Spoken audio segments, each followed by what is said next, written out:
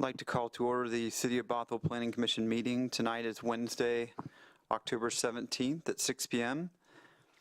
All commissioners are here. The only ones absent and excused are Commissioners Wigwire, Cabe, and Kiernan.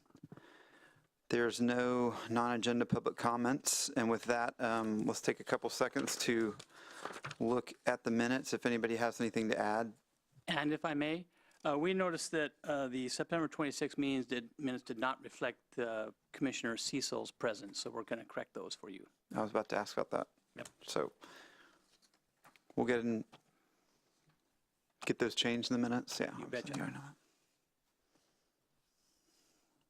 that. Does any? No, we know. Yeah.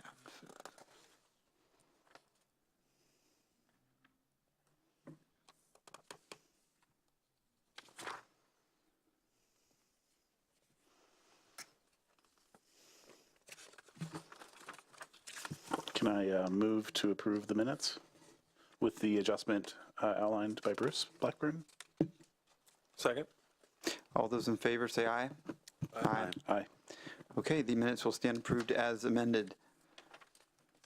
Don't believe there's any new business this evening. No, sir. All right. With that, we will move into public hearings, and it will be a three-part public hearing tonight. We'll be discussing grading permits, site plan, design review process, and retaining structures. And with that, we're also joined with Jeff Smith from Development Services tonight. Thanks for coming, Jeff. You're welcome. Thank you. And with that, I'll hand it over to Bruce Blackburn with the city. Thank you, Bruce. Commissioners. I was actually going to introduce Jeff, but that's already been done very well, so thank you. This is a public hearing. We're going to talk about three items: grading permit, administrative revisions, site plan review, and retaining structures. The purpose of the public hearing is for the Commission to craft a recommendation on three code amendments, which we've kind of outlined. And I'm going to first start out with the grading permit. The objective of these is to create a new grading permit regulations to govern grading activities. Now, grading activities are generally administered by the Public Works Department. We want to update the regulations to match other permit provisions. Other permit provisions within the City of Bothell have been updated. The grading regulations have not. And again, these are primarily administrative provisions, except for one item that establishes a maximum gradient of 3 units horizontal to 1 unit vertical, which is a 3-to-1 slope. Very common practice within the industry. And I just have this illustration just to show kind of the relative differences as far as the appearance goes of those various gradient points. You can see the steeper one of 2-to-1, and the 3-to-1 as proposed is kind of in the middle there. So at this point, I would like to entertain questions from the Planning Commission, or if the Planning Commission so desires, they can go into some deliberations. And of course, ask the Commission may want to ask themselves the question, does the proposal address the objective, which is to create new regulations for grading permits? And are these consistent with your findings that are in the packet that's for your draft? And again, those are Planning Commission findings. If you find something that you think we believe, we'd like to have some little discussion about that, we're more than happy to do that. So we do have a recommended motion for you, so you can use that if you so desire. So I will stop and allow the Commission to deliberate. Thank you. Bruce, thanks for your short presentation there. I'm assuming the maximum 3-to-1 slope allowed is what's allowed as a part of a construction project. Is that correct? So it would be a proposed slope? It would be, yes, yes. Okay. Is there something that's driving that? Or, I mean, in my experience, it's normally 2-to-1. There's always a geotech involved, but if you're going to go to 3-to-1, are we now allowing higher walls? Or, I mean, how are we looking at that, I guess? Well, there's two things. One is that we're concerned about surface water impacts. We've had some 2-to-1 slopes established within the city as a final gradient for a finished product, and it's created some problems with surface water. The other one is that we've been really having a hard time holding those slopes in place over the long term. We have a couple projects in the community right now that have got 2-to-1 slopes, and we're done with all the best practices and all the best techniques, and we still had erosion and landscape survivability issues on those slopes. So we believe it's better to have maybe a slightly taller retaining wall, and again, we're going to talk about retaining structures out here as well. but to have those slopes not quite so steep. Now, having said that, you'll still notice in the regulations that we do propose 3 circumstances where you could have a steeper gradient. And those are basically for things for other public benefit items. We're talking about protection of critical areas, tree retention, as well as improvement, transportation improvement. So in those cases, if you had a situation where you had to have a little steeper gradient, we would accept that. But generally, we want to go with the 3-to-1 maximum. So, sorry for hogging the mic here. No. Yeah, great question. So I'm assuming, I mean, the 2-to-1 has been probably the city standard for years, I would assume. I'm assuming that. I guess. Well, Could you confirm that? It's pretty industry-wide, it's pretty standard. It's pretty standard, but not always done. In fact, the city has often had a desire to make 3-to-1 slopes in some communities. But Okay. So I guess, did you want to? oh yeah, go ahead.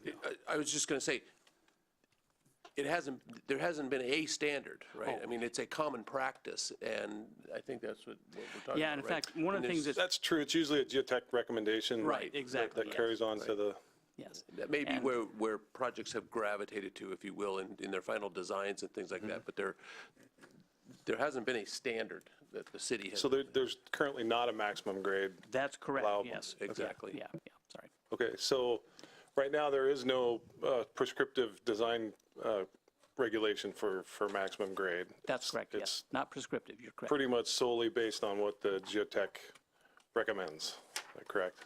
Generally, yes. Okay.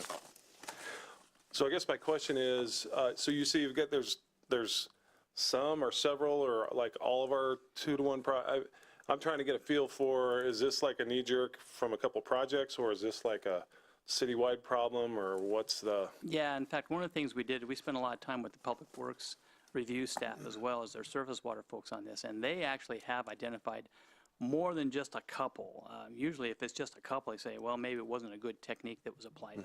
But we had quite a few of these slopes that are at 2-to-1 that have really caused some issues. And again, it's not just the surface water. Usually you can kind of do something with a catch, ditch or swale at the bottom, but it's the establishment of that landscaping on top of it. And we've had a couple projects where they have really taken on some really pretty impressive practices to make their landscape survive, and it just has not been able to take just because of the steepness of the slope.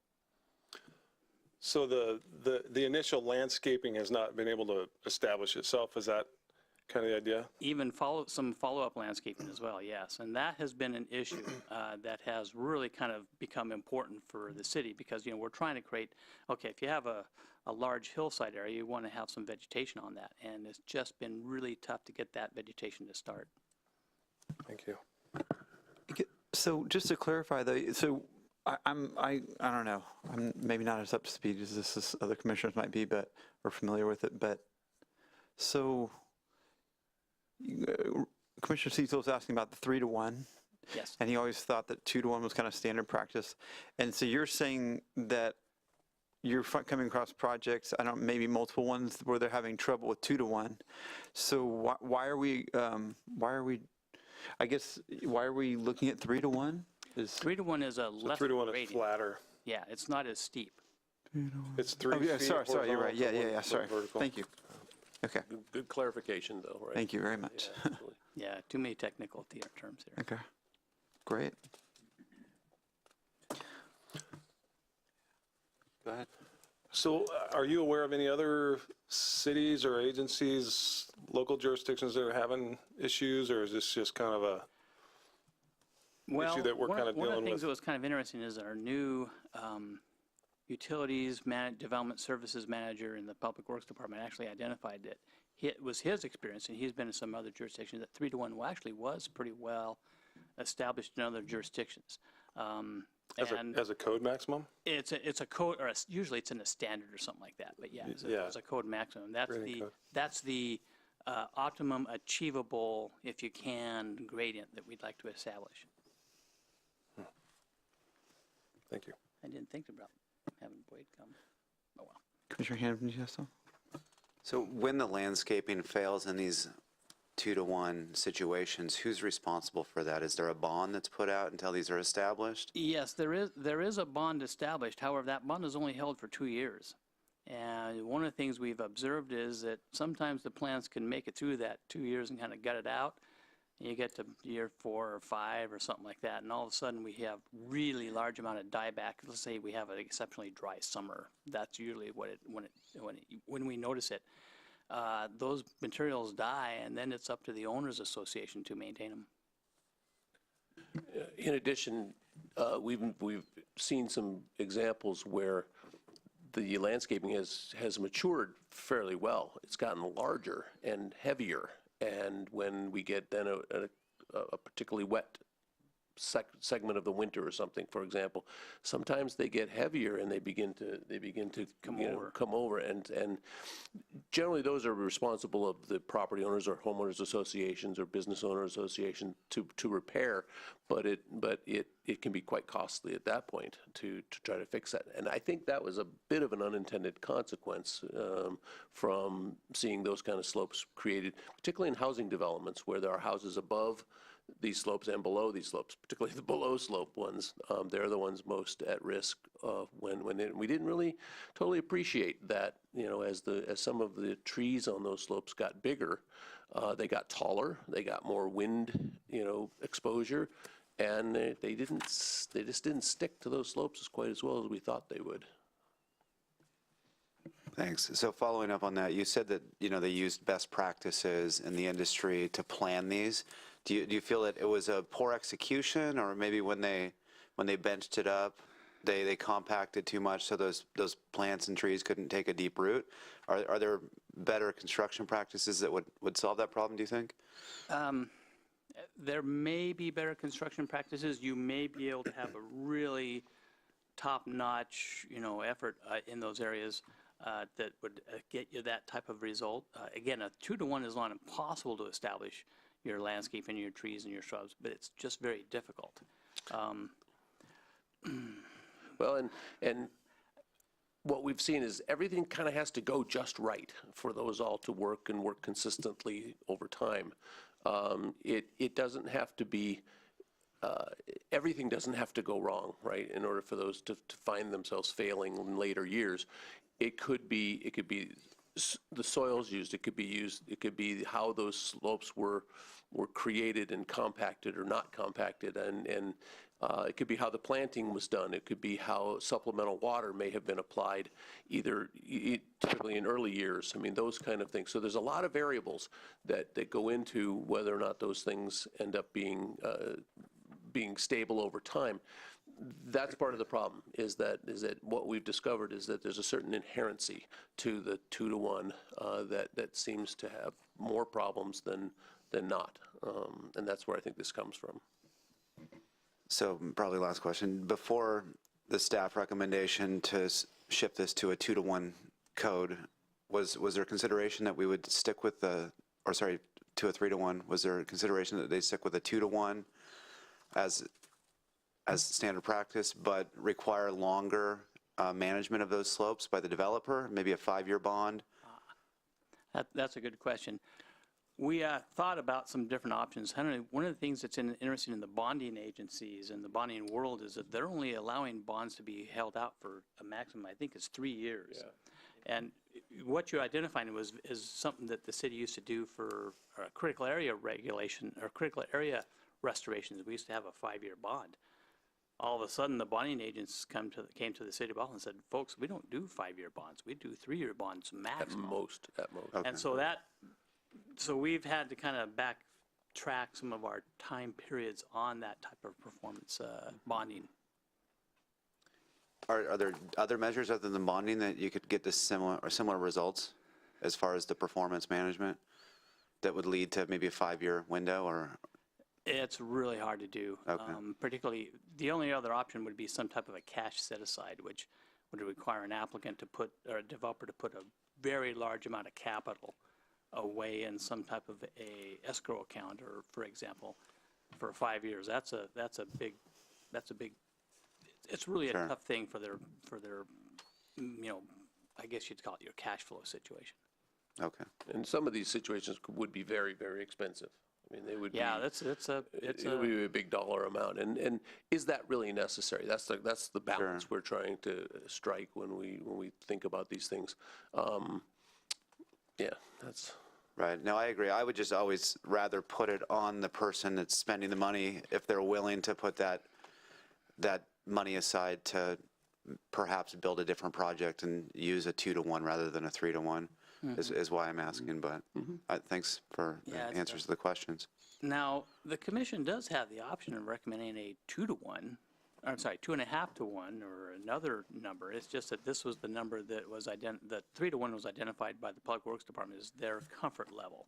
And it wasn't just, the establishment of vegetation. They had concerns about surface water, the ability to keep surface water from flowing down these slopes as well. So there was a lot of factors that came into play when they made their suggestion that we do a 3-to-1 slope.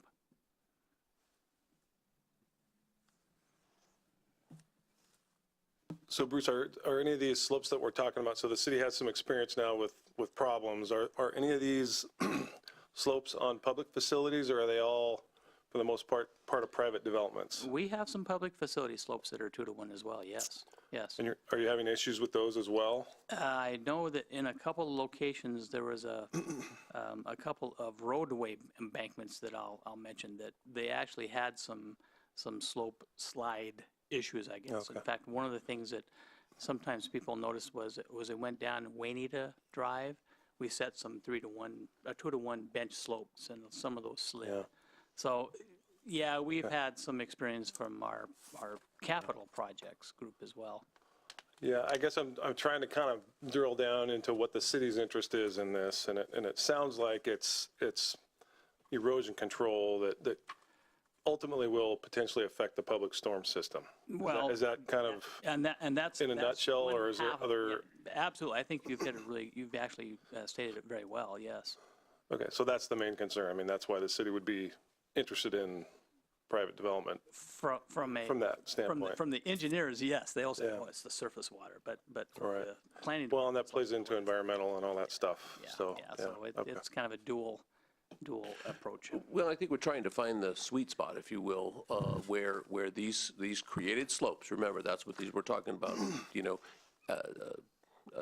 what do we call it? Once they're built, right, these created slopes and everything, finding that sweet spot where they do what we need them to do, or do what the project needs it to do, but is designed to last as long as it possibly can with the least amount of maintenance, right? Finding that sweet spot, that's really where we're at, and that's what Bruce is, I think, saying about where Public Works, we've talked to all those different entities, and we try to balance all those interests to get them to work as best we can.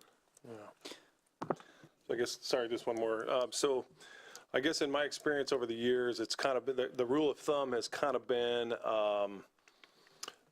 3-to-1 to 4-to-1 is kind of mowable. So with a lawn mower, you can actually mow it.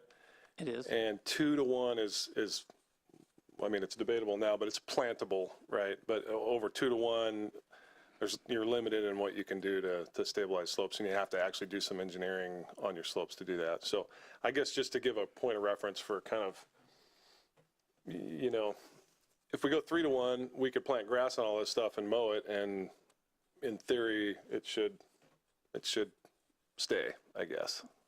And the odds of it staying are greater, I guess, is maybe a way to put it. Yeah. And so maybe just one last point. So you guys mentioned trees, and I suppose you could ask a landscape architect, but it does seem like 2-to-1, big trees on 2-to-1 seems like it's kind of edgy, is. from that standpoint of stability and that kind of thing. So I guess, are there any other, I don't know, provisions we could explore to address, hey, if we're steeper than 3-to-1, you have to have a certain kind of landscaping that doesn't actually include trees. And that might not work if they have to have a buffer or something like that. But I don't know, I guess I'd like to, 3-to-1 is a little, to me, it's seeing this stuff all the time, it's a little bit, I don't want to say shocking, but it's a little bit like, wow, that's almost flat. I mean, to me. So are there any measures we can, or provisions that we can make that would either allow them to go a little steeper, or maybe like you're saying, maybe a 2.5 or whatever, but can we talk about the landscaping that would go on those and maybe allow it to be steeper or some kind of engineered, I don't know. I guess I'm just kind of thinking 3-to-1 to me is like, wow. And so is there any flexibility? That's really kind of Fair enough. That's kind of where I'm going. And I think if you look at that section that we've crafted, oh, I just had it and now. Was it 18.05.100? Yes, indeed. I was actually going to ask about that. Oh.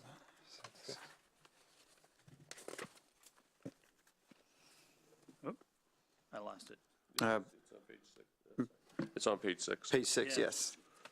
Yes, I just had it. Oh, Line 40, yes, starting at line 40.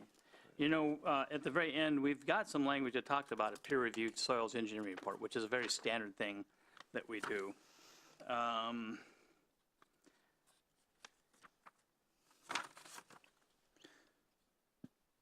And then when we get into the, because that allows the slope to be greater than to a 3-to-1.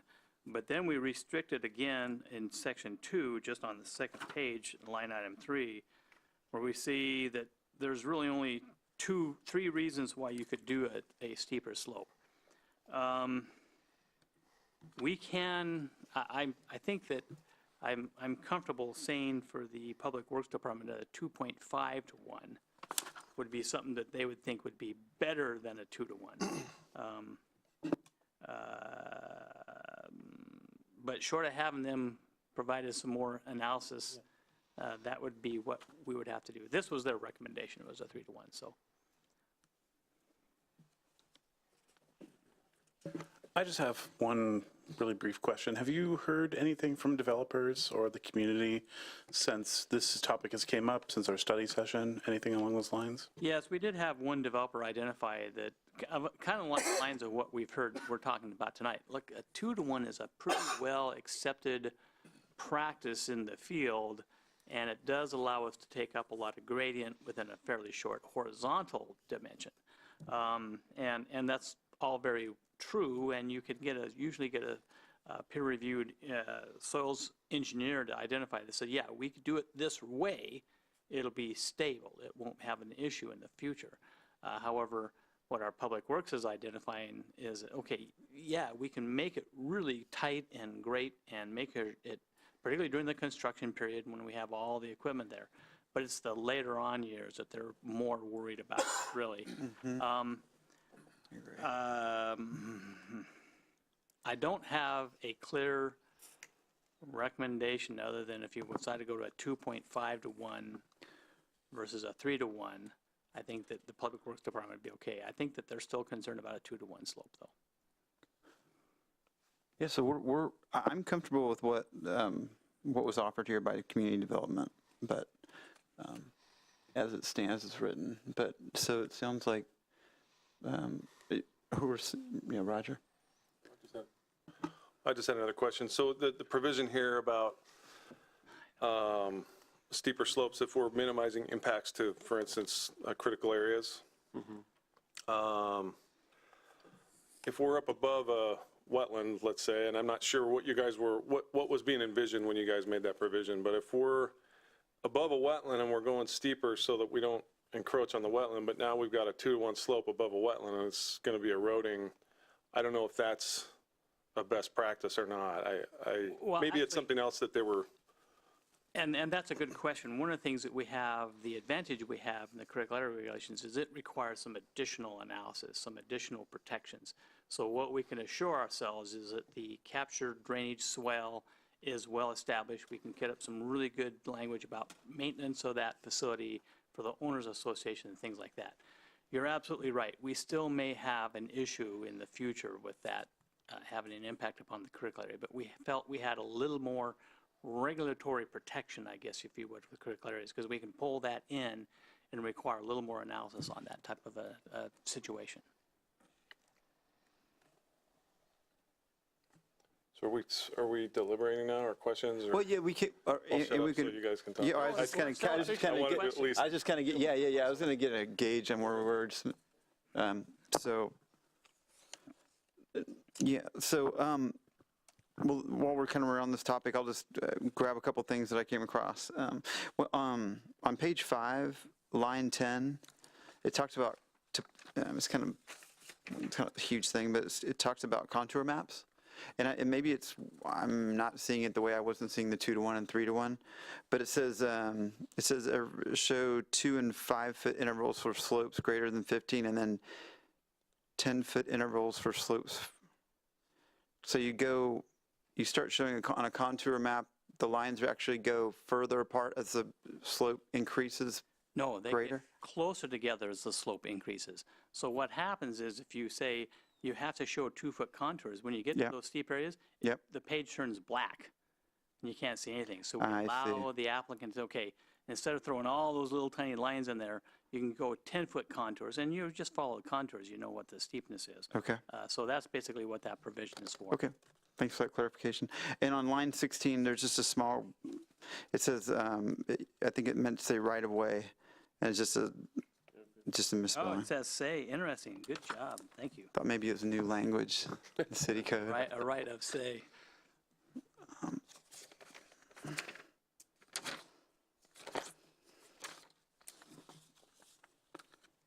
But yeah, I guess that 3-to-1, that's one of the, I guess, the most pressing things we're talking about here. And I don't know where the commission kind of wants to, I guess we're kind of deliberating about that right now while we're on it, if we want to do that. Unless we have additional questions about what Bruce put together in the rest of the draft proposal. Those are the only notes I had. Does anybody else have any notes in the draft proposal that they came across? Okay. Well, it sounds like there's a little bit of, I know Commissioner Hampton, you had some questions, you asked some questions about maybe the numbers of these developments that went in and the landscaping, but kind of where you stand with regard to this 3-to-1 and 2-to-1? You know, I recognize what the staff recommendation is and the purpose for it, but I'm always hesitant to change something that affects an industry standard just for Bothell. We're doing a lot of things to try to streamline process and make things more transparent for the development community and for the private citizen who wants to do some work at their home or at their business or at their commercial property. And to make things different here, I just really need to think about it and better understand whether or not it's the right reason. So that's why I'm kind of reflecting right now, because 3-to-1 is pretty flat. Unless you're trying to walk up it. Right. I hear you, though. You know, maybe one way to approach this would be to identify the 3-to-1 is the standard, but you can increase that if you do the peer-reviewed geologic hazards report, and item number 2, section number 2 would be removed. So basically, the concept there would be that you would be allowed to go with greater than a 3-to-1 if you had the peer-reviewed geological hazards, geologic engineering report, my apologies, and that would be when we could approve it, and we wouldn't have these other qualifiers, because the other qualifiers make it tough. Can I ask Commissioner Cecil a question?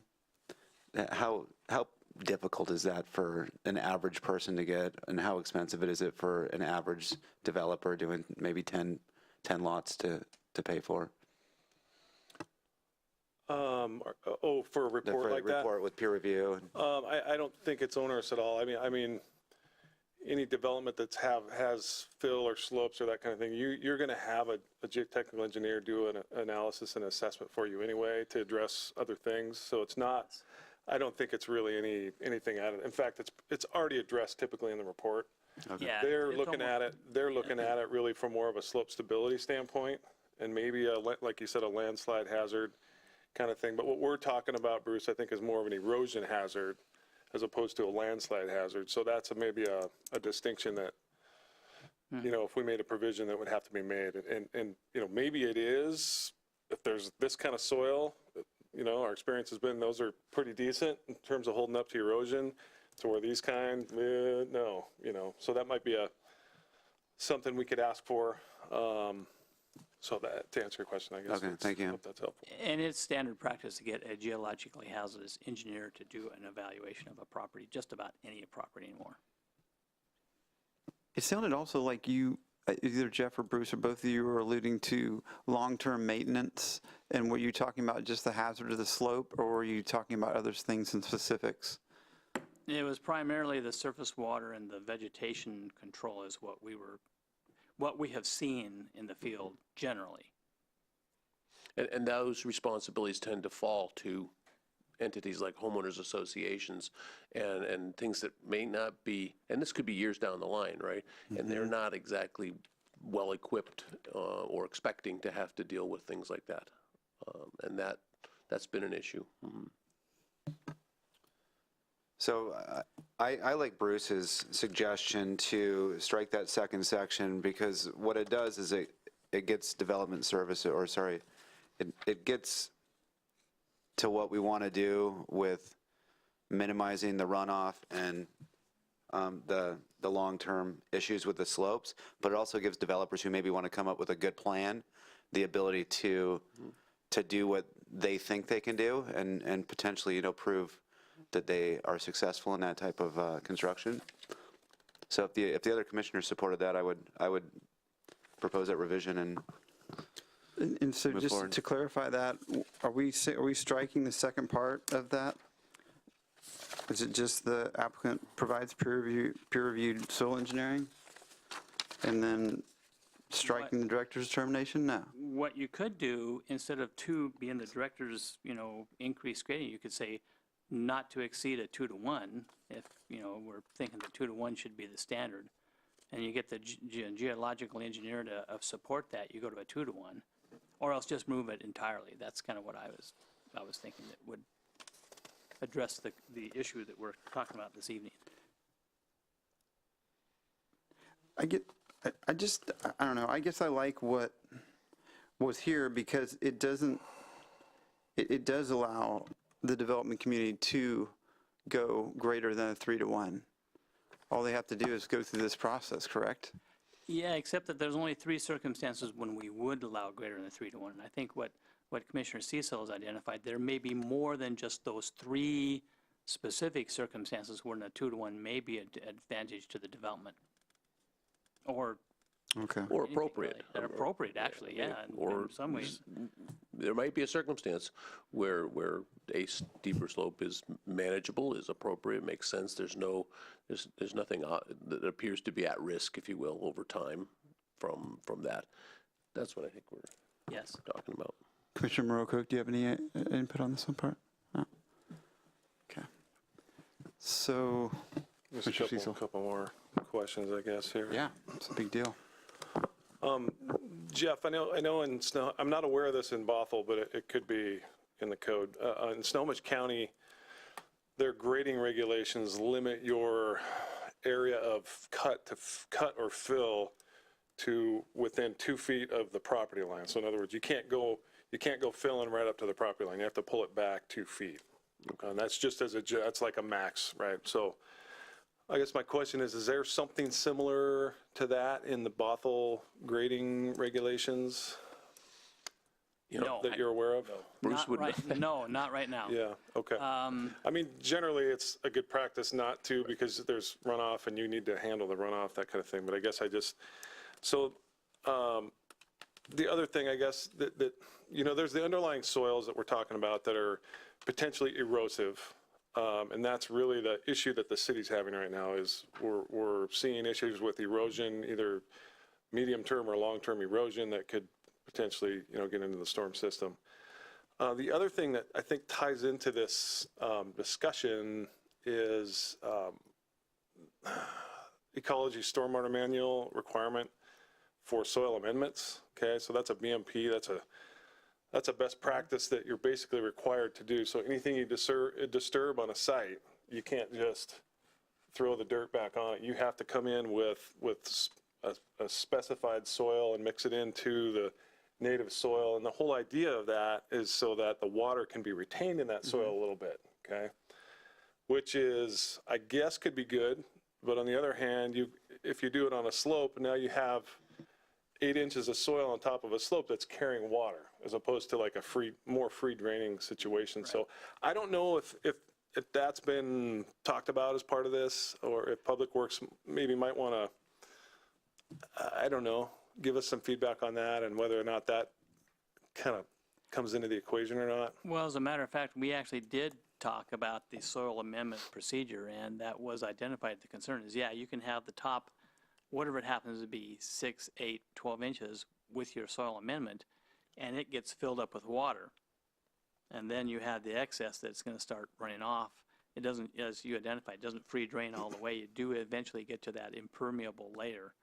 And so it wasn't, because we talked, well, maybe that's the mitigation for the slope steepnesses, the gradients, is that we have much improved surface water runoff standards, but we didn't think it was all the way. It got us all the way, sorry. So I guess my 2 cents, and I'll turn my mic off, would be going to 2.5 as kind of like a, I don't know, maybe a meet in the middle kind of thing. So that's just based on my past experience. So. I'm just going to go ahead and let you know how I'm feeling about this. Like, we went into this with 3 to 1, and I personally didn't see that as a problem. I've heard quite a bit up here, and I can appreciate it. I think I asked about feedback from the community because this is new, and if we're putting something new out and someone's going to be upset about it, I'd like to know now. Hearing what I've heard, I'm more inclined towards 2.5. It seems the less abrasive decision than going with the 3 to 1. That being said, I mean, if we adopted 3 to 1 tonight, I would support that as well. But I think 2.5 is, like I said, the less abrasive. I'm always afraid of that phone call or that email in a couple months. So that's my opinion on this matter. Okay, Commissioner Hampton? Do you have any idea where you stand on that at this point? I mean, you still thinking about 2.5? No, I think before I said I liked the idea that Bruce had about giving people an opportunity to petition for a more steep slope. So that's where I would first go, and then if that was struck down by the 3 of you, then I would have a conversation about something else. Okay, so I'm just trying to figure out so we can approve this later, this proposal, unless I guess Bruce brings it back to us at a different day. Maybe we don't do this tonight, but so where it says 1 unit of vertical to 3 units horizontally, are we still going to leave that in there? Or is that what we're going to change to 1 to 2.5? And then what of the rest of the parts 1 and 2 are we going to look at? Well, I've heard 2 proposals. Okay. The first proposal is to change that to 2.5. The second proposal was to keep it at 3 to 1 and allow subsection 1 to control and remove subsection 2. So basically the concept, you go more than 3 to 1 if you have that peer-reviewed geotechnical engineering report provided to the city, and that be it. So the concept would be that you'd be allowing the gradient to be left to the experts, the geotechnical engineering and the review staff, as to what that final gradient would be based upon the specific site conditions. That's not a bad approach. So the geotech engineers, are they looking at the stability of the development, or are they also determining the stormwater runoff as well? Well, the geotechnical engineer, their expertise is the soils that you're being constructed upon. So they're looking at that stability. The surface water design folks, the civil engineering aspect of it, is looking at the surface water. Those two always come together because what the surface water design does is relying upon the soils report that they receive from the geotechnical engineer. So it's a much more integrated science than it used to be. Okay. Okay, so looks like we have a couple proposals here. I can add, so you made it sound like there were 2. One was 3 to 1 with a provision that people could petition, and then the other one was 2 to 5. I would be open to the 2 to 5 as long as the petition was there as well. Oh, But that's more important to me. So if the group decided 2.5 was the way to go, then the second conversation would be, should we allow petition beyond that? And does that also, that petitioning, does that also include, if we change it to one unit vertical to 2.5 units horizontally, do we keep parts 1 and 2? Is that kind of what I'm hearing? We keep the language as it's stated, but we change the 3 to 2.5? I mean, that's what it sounds like. Okay. And, yeah, so then the question is what kind of study has to be done, or, and then maybe does the city have an absolute maximum? In other words, if the geotech says, well, 1 to 1 will work fine here, is that, you know what I mean? Do we You know, I think that's a good point, and Because here's a nuance that we've been running into a lot in the last, say, 2-3 years, is that there's a blurring of the lines between graded slopes, engineered slopes, and then engineered retaining walls, you know, MSE walls that are maybe a 6-to-1 batter, or maybe even a little bit steeper. So it's kind of all, and those would have maybe, you know, tiebacks or reinforcements that are literally engineered, right? So the soil's staying there, and it's got, you know, some kind of reinforcement around it. So there's kind of a blend, right? Sometimes you would design a reinforced slope to get to a 1-to-1 or a 1/2 to 1 or something like that. But it's a wall. It's really considered a wall. Really, not as much of a slope. It's more of a wall. So, and I don't know if I don't know where the line is there, or if it's worth even, you know, considering that. But it's certainly, with new technologies, it's certainly changing. So that is an issue.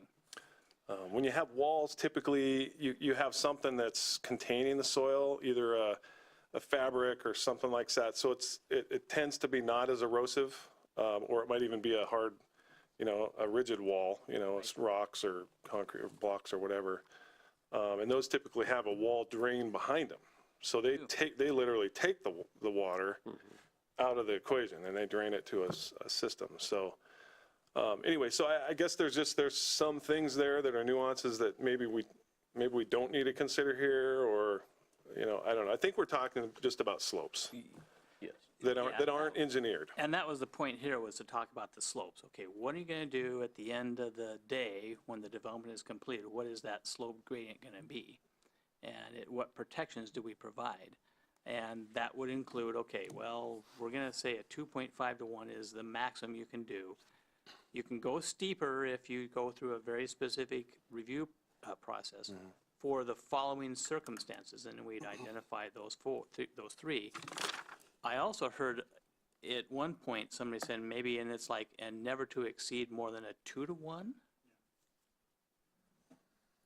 Well, For and again, graded I think slopes, it's, graded slopes. to Commissioner Graded slopes. Cecil's point, we are talking about exposed slopes, I'll call them, as opposed to walled slopes. We're not talking about walled slopes here. Or engineered. I mean, Or engineered. yeah, I mean, once you start getting into Yeah. burrito wrap stuff where it's kind of contained by a fabric, that it still could be a slope as far as the geotech's concerned, but it's engineered, I guess. And It is, yes. Yeah. okay, so maybe we kind of take that out of the equation and say that's a different animal altogether. And so these are really just constructed, unreinforced slopes. Yes, there you go. Right. Is that, okay.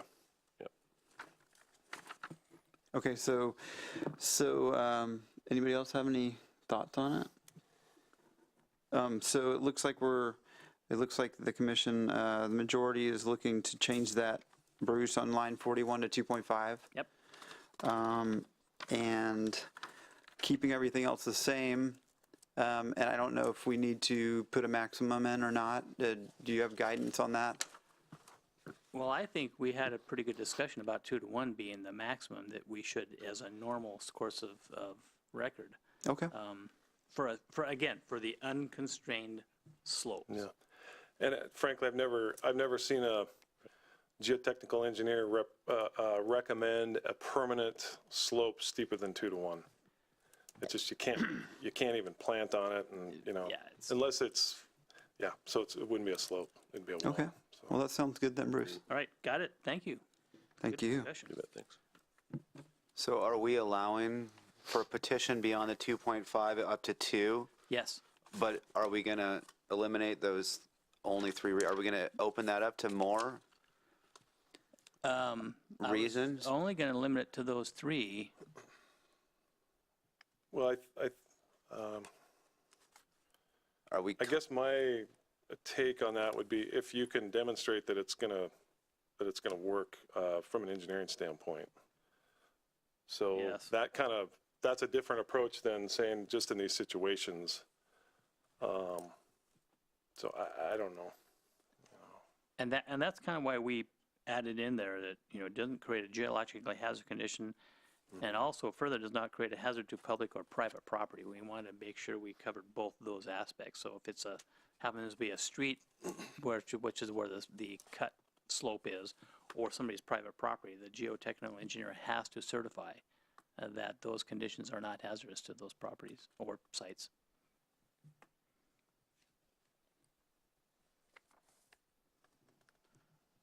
I feel that there's other reasons why somebody would want to do it that are probably good reasons. Maybe we're not dreaming them up here, but I would hate to limit people's ability to come up with better projects because we didn't give them an opportunity to ask. So your thought is that item number 1, which is the peer-reviewed geotechnical engineering report, would establish the maximum gradient, and that would be what you would set. And yeah, number 2 would again go away. I think you might be able to keep 2 in there as more of a guideline for developers reading the code. I don't know. Yeah, that's tough to put guidelines in regulations. They usually get confusing. I would keep 1 as is. Yep. Change okay. the 3 horizontal units to 2.5. Yep. And eliminate 2. We could even add the 2 max. I would be comfortable with that as well. So you're proposing removing section 2 completely, but saying a maximum of 2 to 1. Yeah, and the maximum would probably make more sense to go where it says maximum gradient that exceeds a 1 unit vertical to 2.5 units horizontal, not to exceed 2 units horizontal, or 1 to 2. I think Sorry, what I would 2.5 do is I would make that part of the requirement underneath number 1. Okay. So number 1 would be, that's when you could go to that additional provision. So I'll probably make, it'll probably be just 1, it'll be just A. I won't have a 1 or a 2 provision. And it'll probably just continue to go on when the applicant blah, blah, blah, blah, blah, and not to exceed a 2 to 1 slope is the maximum allowed in the city, or something like that. I would support that. I support that. As well. I support it. And since that's the majority, I also support it. It is interesting that I've seen that you guys, your teams put a lot of thought into these, and it's not that we didn't put a lot of thought into these up here, but I don't know if I'm comfortable with that, but that is the majority opinion, so we'll go with that. Yeah, as we just discussed. I think the commission can take heart in the fact that you're a policy making, and that was kind of a policy discussion. What our maximum slope, yeah, there's a lot of technical things involved, but it's okay for the commission to say, we think that we should want to have a little more flexibility, and that's a perfectly legitimate thing to do. Okay, that sounds good. That's Well, exactly what I'll tell certainly, the surface. we're going from now where we don't have any, there is no. That's correct. There is no. Well, that's true. There's no standard. So That's true. we are making ground in terms of, Yeah, you know. that's true. Okay, so Bruce, you have that then? Sounds like we, I do. Let me look real quickly. Do you need me to make a motion, or? Well, yes, if think you would, that's- let me take a look real quickly in the findings to make sure we are okay. I don't have anything that's, I believe I will have to make one slight adjustment to the findings to do that.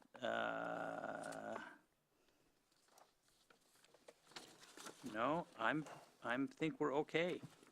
Good. and thanks for, I know we didn't discuss it, but thanks for all the other enforcement and restoration information. I Oh, thought you had that yeah. pretty well laid out. I liked what you had there, so. It was an important thing to respond back to you folks on. Yeah, so we entertain a motion now if somebody wants to make one. All right, so I move to recommend the city council adopt code amendments creating grading permit administrative regulations within the new chapter 18.05, grading as crafted and attachment 2 to the memorandum, amending section 18.05.100 from a 3-to-1 to 2.5-to-1 with a max of 2-to-1 slope, providing the applicant also has the ability to petition the director for a slope beyond 2.5, but not greater than 2.1. Right. 2.0, I would amend that 2 to 1. 2 to 1. 2 to 1, yeah. Second? 2 in 1. Okay, all those in favor say aye. All right. Aye. Aye. Okay, Okay, on to the next one. on to the next one. Thanks. Yeah, no, that's great. You did a good job of it. Okay, so we'll step into the site plan design review process. Hey, how you doing? So this is another public hearing regarding the objective is to create a new process to ensure consistency with site plan requirements within the Bothell Municipal Code prior to submittal of permit applications. And as we all know, a permit application involves hundreds of pages, many documents that are very costly to produce. What happens now is site plan occurs during review of grading and permit applications. That means they have to provide and create those really detailed documentations. Those revisions to those documents is very time consuming and costly, and it takes a lot of time for city staff as well as applicants to provide those provisions. Unfortunately, we want to make sure we can have a resolution of site plan issues prior to submittal of construction level documents. You know, very similar to what we do in a preliminary subdivision. In a preliminary subdivision, you have general idea of what the project's going to look like. And then once you have that approval, once the hearing examiner says, yes, the preliminary subdivision is approved, they go into the more detailed construction level documentation. This is a little chart we had the other night that basically kind of compares the two processes. On the left is the proposed site plan review process. Those are the steps we'd go through. On the right is how we do a current grading permit, which kind of acts like a site plan review process. And you can see they go through exactly the same procedures. If we had a site plan review process and went through that process first, the grading permit would be much simpler because there's a number of these process steps would not have to be taken, particularly pre-application conference, application submittal would still occur, completeness review, but you wouldn't have to go through the notice of application, the notice of application comment period, and then you go jump straight to consistency review and resubmittal reviews, and then the permit's issued. We cut a lot of extra steps out by going through the site plan process first. And most importantly, you have a site plan that the city believes is approvable. You've got your parking, your setbacks, your fire hydrants, and well, not fire hydrants, but your fire location, your drive aisles, all those things have been established. We don't have to worry about finding some little issue down the road that makes you have to resubmit like 50 pages of documents. One of the things that we provided in the staff report was the Planning Commission said, you know, can you give us a little bit more definition of what each of these processes did? So what we did is we wrote up some of those descriptions within the staff report so you could have them and say, oh, okay, I see what that means when they say completeness review or notice of application and things like that. So that'll give you a little bit more background on that one. So again, now we get to start the questions or Planning Commission deliberations. And of course, we have a recommended motion for you. So I will sit down and allow the Planning Commission to do its thing. Thank you. Thanks, Bruce. I'm going to go ahead and just jump straight into my favorite question. Have you heard any feedback on this process since the study session? Interestingly enough, no. In fact, I thought we would get a lot more. When we had a Development Services DSSAG meeting, DSAG meeting we call it, Development Services, anyway, we get together with developers and we ask them, and we kind of outlined this process. And, you know, they understood the value behind this. Okay, we like the idea of having a much simplified process so we have an entitlement, and that's what we usually call these kind of things, an entitlement that says, if I design my project like this, I'm going to get my permits. They were really worried about the timing of these things, which everybody is, But we think that in the long run, it'll probably be more efficient for us because we don't have to have that same level of detail. And yet they walk out the door, or well, once the director gives them their letter, they're saying, okay, I know that if I base my construction documentation permit application forms on this site plan, I'm good. So that's, so I hear what you're saying. But yeah, I thought I would hear more from them as well. And also just to confirm that the overall drive for this is really efficiency, right? I mean, there's a savings for the developer and a savings for the city of Bothell by basically streamlining this process. Yes, that's a really key point. In fact, one of the projects that was almost the poster child, if you would, for this really went through just a really horrific time.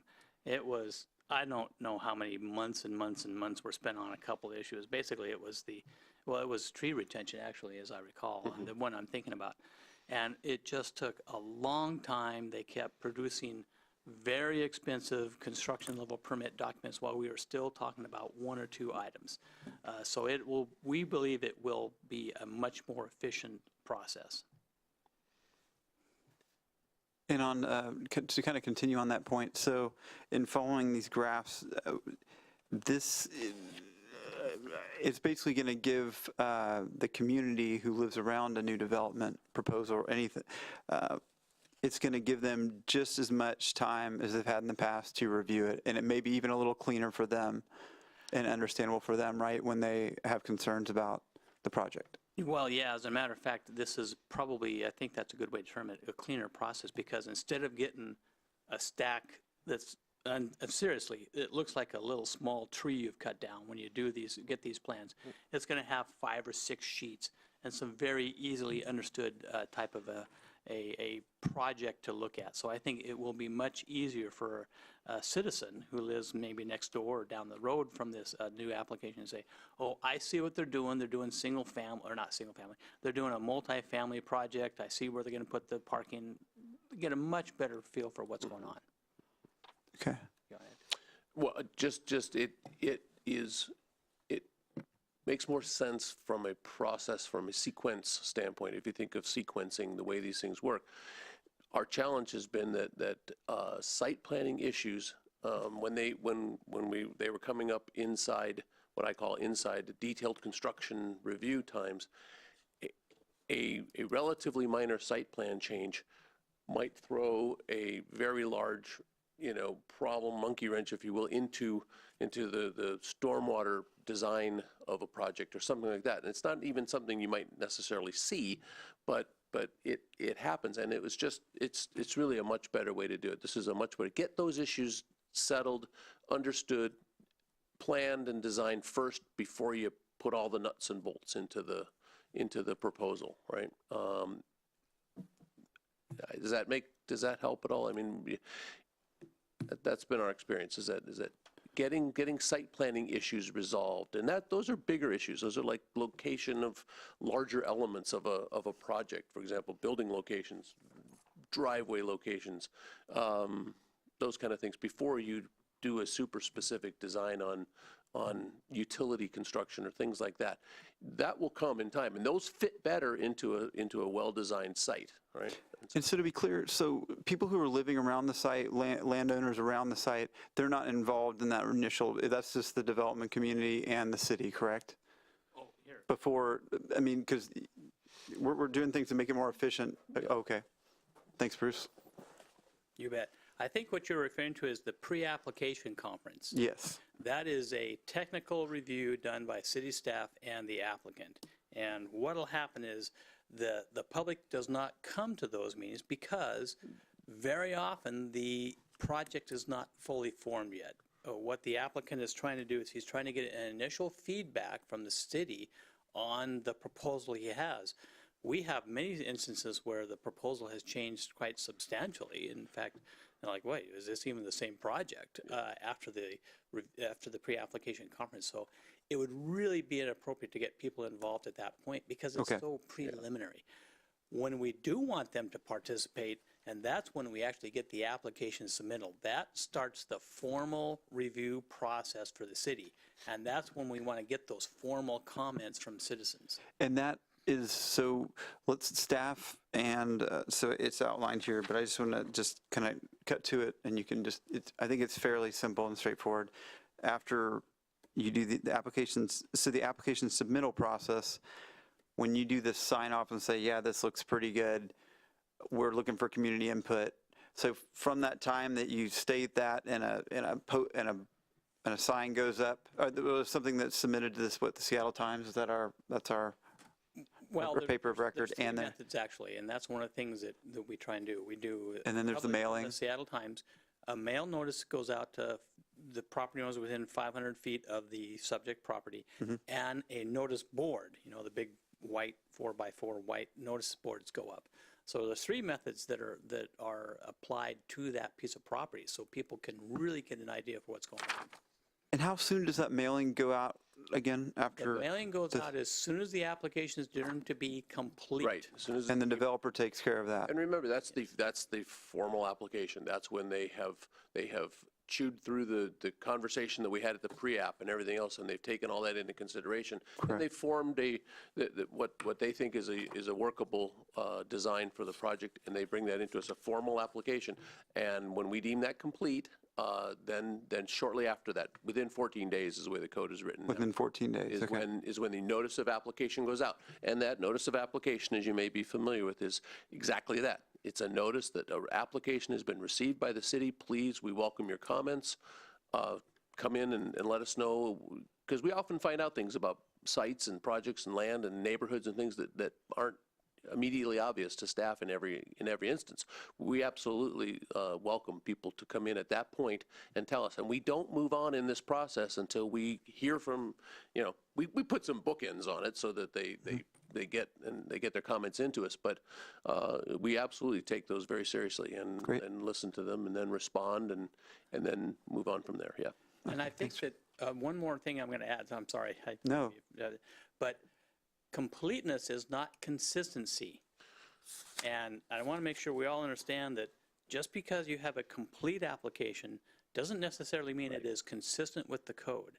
The applicant believes it's consistent with the code, but as anybody who's been in this process knows, you almost always have a situation where you don't have a complete consistent application.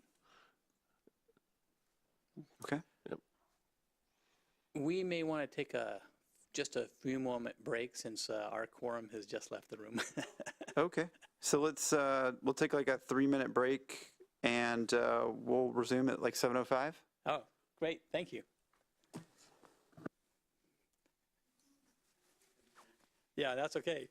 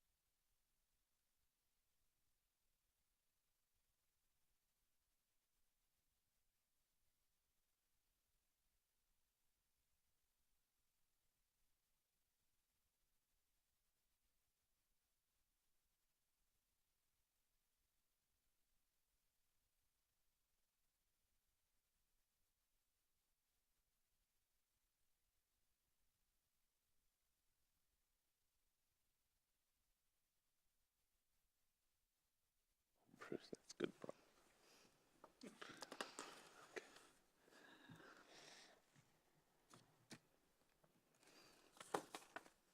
Okay, and we are back.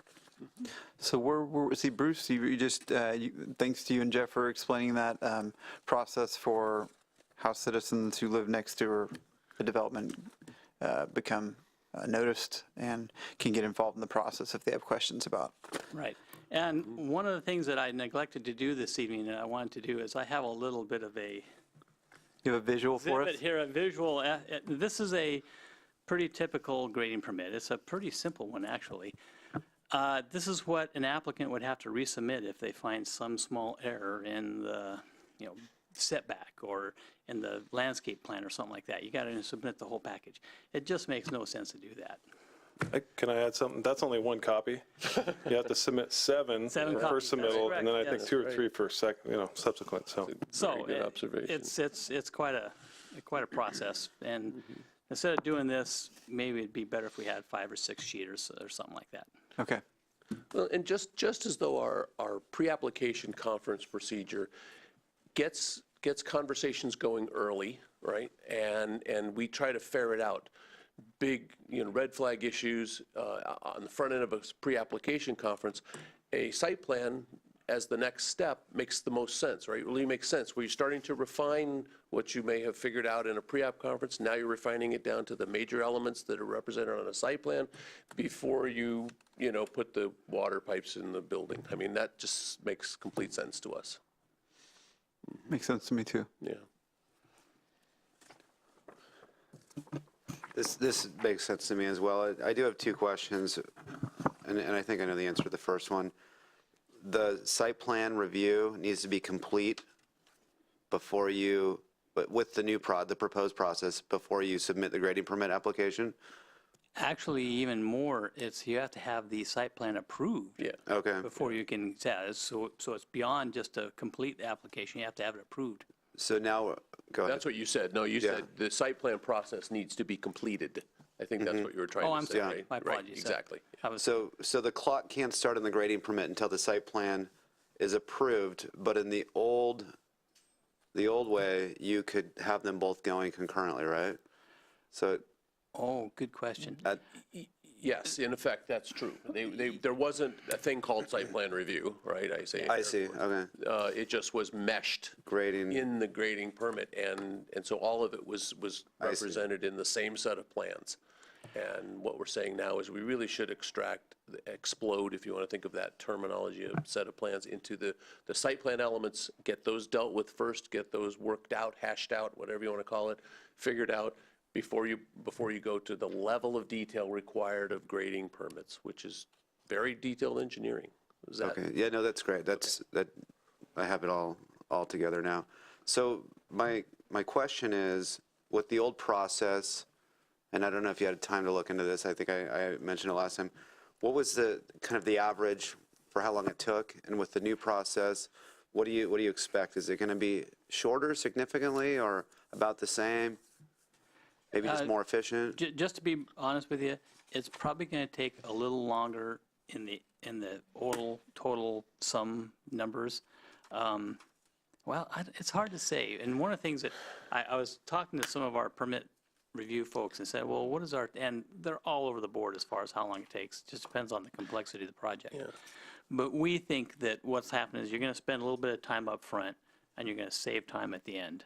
And money and rolls of plans and paper and everything else you can think so of. it's- Also, remember that the detailed grading plans goes out to the various disciplines that look at projects, and disciplines that don't really need to be looking at some of these elements don't spend time doing that, and that's where some efficiency comes from this process. I'd say detailed civil engineering, for example. Now, civil engineers will have input on site plan review, but it's not as quite a detailed level as they will when it gets to the grading permit review, right? And so that the staff that works in those sections of the city won't be spending as much time in the site plan process. They'll be able to do the other things that they're really best at doing. Is that, yeah. So maybe a longer process, but it's going to be less work for both parties. That's what we believe, absolutely, yes. Okay, thank you.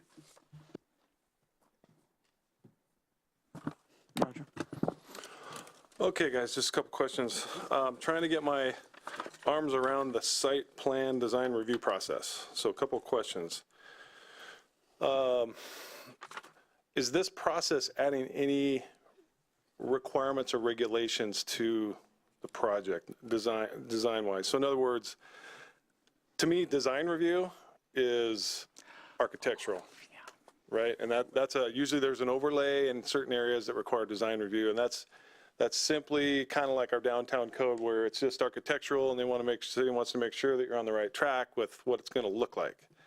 So is there any element of that in this site plan design review process? No, and in fact, I do apologize. I've been a little bit sloppy in my description of this is site plan review, not site plan design review. That's the title of the chapter that we've got.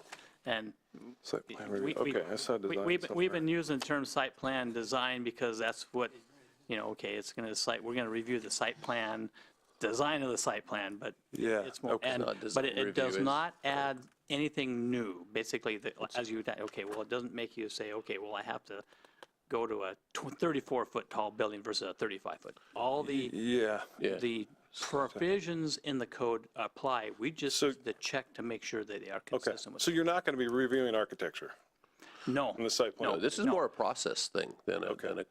I got you. Yeah, Okay. and in fact, if you look at the submittal requirements, yeah, we want to have a basic understanding of the building height, because that's an important thing to have understanding.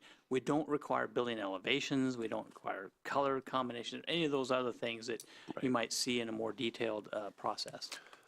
So it's fair to say that largely it's more of a civil engineering production, but the architect needs to be involved for things like building height and so, okay. So I think it mentions in there that a hearing examiner's approval is required? Only if it's appealed. The director would approve the site plan review permit, if you would, the site plan Okay. entitlement. But if somebody had an aggrieved about the decision, they would go to the hearing examiner. It would not ordinarily go to the hearing examiner. Okay, so is that same opportunity afforded to the project the way you guys do it now? In other words, grading permit, building permit? Well, and interesting enough, these are all type 2 applications, how we Okay. term these. Those all have the ability to be approved appealed to the hearing examiner. Okay, so we're not adding any avenues for appealing or public process or anything like that? No. No. Okay, okay.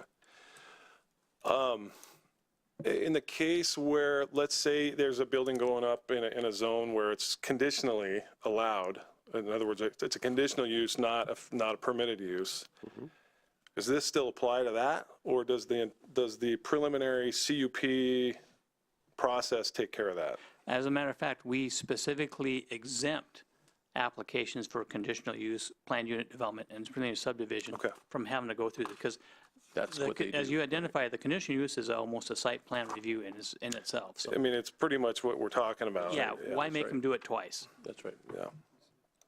Okay. So I guess I'm struggling a little bit, and it's done in other cities and jurisdictions around here. I don't know if you guys would consider that an entitlement, but, like Redmond calls it site plan entitlements, and it's essentially the same thing. They require a little bit more on the building side, but, generally it's an entitlement. In other words, I don't think you're necessarily need to get that site plan, that entitlement approved in order to be able to do the project, because the project would meet the code anyway. But I guess what I'm trying to see if I can say this another way. So you have a pre-application meeting, and so this might be from my civil engineer process. Hey, I've been doing this and I see a lot of different things. To me, what you're saying, you're not really saying it, but in my lens, what you're saying is, hey, what we do at the pre-app, that's what we're going to do at the site plan entitlements. Okay, we're going to meet and we're going to give you guys how the code applies to your proposal, right? And so it seems to me, this is just a thought, and maybe I'm wrong, but a pre-application meeting, you pay for it and you submit a plan, and I know that some applicants submit better plans than others, and I get that. But the city is supposed to go through that plan and go through the code and address site-specific issues and how they apply to the project to the degree they can, right? With the information given. And I Okay. think that is, you just really identified the key about the difference between a pre-application conference and what this would be. Because at a pre-application conference, we get really conceptual Understood. plans and things, so. So I guess- Pre-applications, though, are not binding per se on Gotcha. either side. Yeah. I They're understand. not binding on the applicant. They are, listen, really the two big elements to a pre-app, let's just back up for a second. The two main elements are, one, staff wants to identify, as I said earlier, big red flags, right? Big issues that an applicant might need to know of right away. Second thing is it introduces them to our process and helps them understand how this thing lays out and what they can expect to see. Those are really the two main benefits of a pre-application. This is an entitlement. This is an entitlement. This is a decision. It is a binding decision. When the director issues this type 2 decision, it is binding. And so all subsequent plans that are going to come in on a project after this is presumed reviewed and approved, right, need to be substantially consistent with this that has been approved. It is in that respect an entitlement, yes. Okay. And you'll notice in there are specific methods for modification to an approved site plan. There's going to be some fences around that, right, to make sure that you just can't go redesign the whole thing and come in at your grading permit level, for example, come in, or building permit for that matter. It's either those two are the ones we see. You can't come in at that and just redesign the whole thing and start over and do whatever and say, but I have a site plan approval. I have a site plan approval. Well, you have some fences around what you can do, how you can change that. So here's a question, I guess, and I'm thinking about process and timing, and we're adding maybe a little bit to the time of the permit, but it might be people might have a lot more hair when it's done and that kind of thing. So that I think is good. But the pre-application process now. So I just submitted for a request for a pre-app today, and the meeting's 4 weeks out. Okay, so that's another month to the process. And I guess my thought is, if we're doing conceptual plans for site plan review, they're probably a little more detailed than what the pre-app is, obviously, but could we make a provision that a pre-app is not required if you do this site plan review? Because you're kind of, they're different levels, and I understand that, but I'm thinking of it from a property owner's or a developer's or an applicant's point of view of, okay, I got this, we're going to spend time and money on this pre-app, and you'd have an architect draw, a site plan and maybe a civil do, and then it's 4 weeks, and then you get notes and stuff like that, and then you go prepare your site plan review documents. And then that's another, I don't know what that process is, but I'm assuming it's another similar time, 4 or 6 weeks before you get it submitted and accepted and all that stuff. So, I don't know. That's just a thought from my standpoint of we're adding time to the process, and I understand that we're trying to make it more streamlined, but the bottom line is it is going to add a little more time. It certainly could, yes. And so is there a way we could incentivize, well, it's not incentivized because it's required, but is there a way we can kind of take the edge off that by saying, hey? Well, if I could. Well, okay, go ahead. One of I'll follow up. First of all, the pre-application conference, in our code, we say it's at least a 2-week advance on that so that staff has time to look at the things that you've submitted. We're at longer times now because our calendar's full. It's a first come, first served thing. So that's partly why you're seeing those times that Yeah, but you guys have been busy for a while now. Yeah, no, it's become the norm. I admit that part. I do, but that's just the capacity that we have, right? I don't. Again, I'll highlight what the benefit of the pre-application, and not necessarily to every applicant comes through. Some are more experienced than others, for sure. But even with experienced people, we find big issues that just weren't they weren't aware of for whatever reason, and it's an introduction to the process. I would not recommend that we do away with the pre-application step in this, even in the site plan review. It just takes up the site plan elements of a proposed development before you dive into the minutia of either a building permit and or a grading permit on a development project. We take up the other issues first, get them sorted out, and then we get into the details on it. I can appreciate that. Yeah, and I was going to just reiterate that is that we do have some really great applicants. We also have applicants that just aren't quite as sophisticated and will really need that pre-application conference to get themselves sorted. We have a lot of applicants that are new to the city. Yeah, I mean, they may be well seasoned in other places. We get them from all over the country, quite frankly, and so they may be well seasoned applicants, but not necessarily in Bothell. They're not regular customers, if you want to look at it that way. So there's the pre-application has really been a beneficial step for us in getting projects pointed in the right direction and ready to come into the city, and it makes it more efficient for applicants to know what they're getting into, and it really makes it more efficient for staff because we get a first look, if you will, before we commit a lot of staff time to reviewing applications. Yeah. Okay, so coming at the same issue, maybe from a different angle. So we go in for site plan review. Yes, there you go. Okay, we submit plans, we get a round of comments back, and there's nothing significant. It's small stuff. Generally, we're all in conformance. We got a couple things to tweak. Is that an appropriate time to maybe allow the applicant to start getting ready and submitting his construction permits? Well, what would happen is sorry.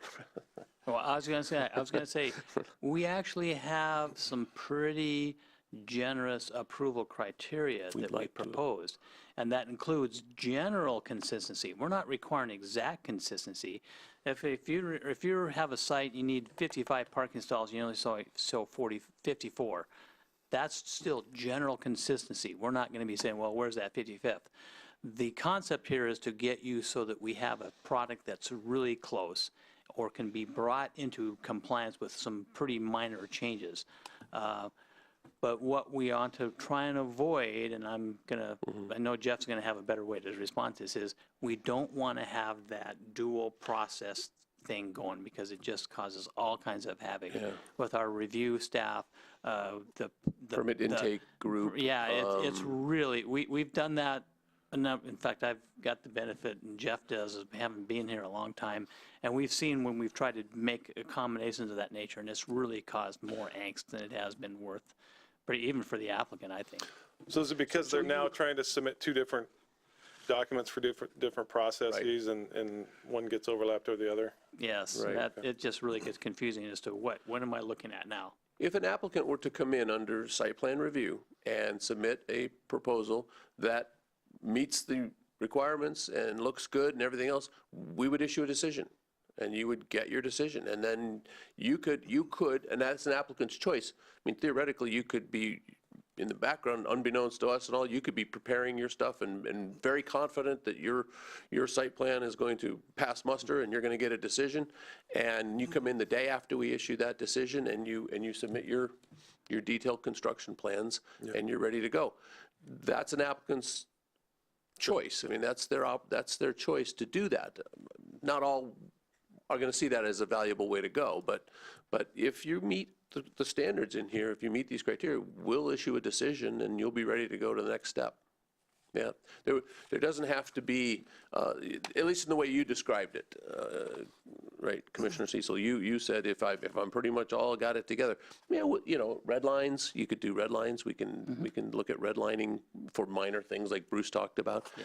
And that way, when you come into the next more detailed step, it's not something we're not telling you, hey, you got to move this building over here, or you got to put a great example of this is parking areas, for example. If the parking is we don't do a lot of parking between the street and the building, for example, right? And if your site plan shows parking between the street and the building, we're going to tell you that in this site plan review process. We're going to tell you, hey, you need to move that. And so you get that taken care of. You get the building put in the right spot where it's supposed to be, and you get the parking put in the right spot where it's supposed to be, and then you know what you're working on. Now you can come in and talk about the rebar in the floors and whatever that sort of stuff is. So,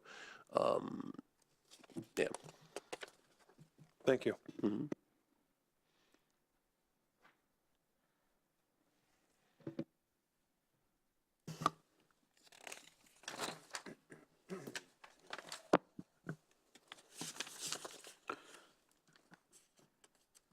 So did any of the commissioners have anything to add or have any questions with regards to this process or with this proposal?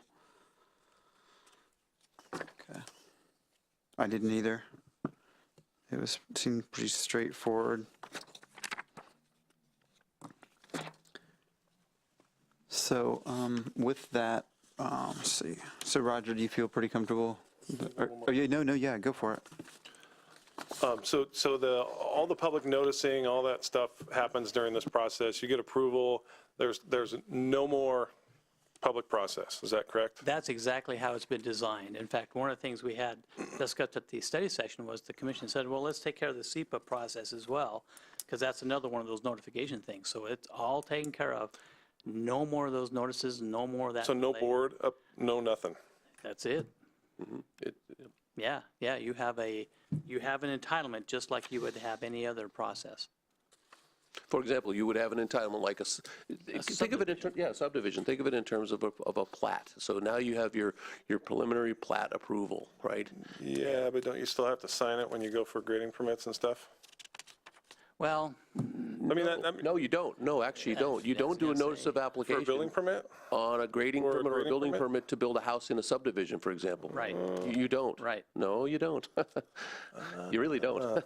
I can almost cite the number in the code, but I can't. But no, that's a really good point. Take a subdivision, for example. Once you have your preliminary plat approval, and then the next phase is to come in for, we call hard engineering. That's what I call it. Just means the act like the sewer pipes in the streets and the whatevers. We don't notice on those grading permits. Okay. Yeah, so. Thank you. Thanks for refreshing my memory. Sure. I thought I saw a board that said grading permit, but Well, if it's a standalone. I think it was. Yeah, it was a yeah, commercial. and right, maybe. and that's what we commercial. have to do now. We're required to do that because there's a standalone. That's the first chance That's right. the public has to make a review or be informed about a project. So yeah, you're right. It would be what we do now.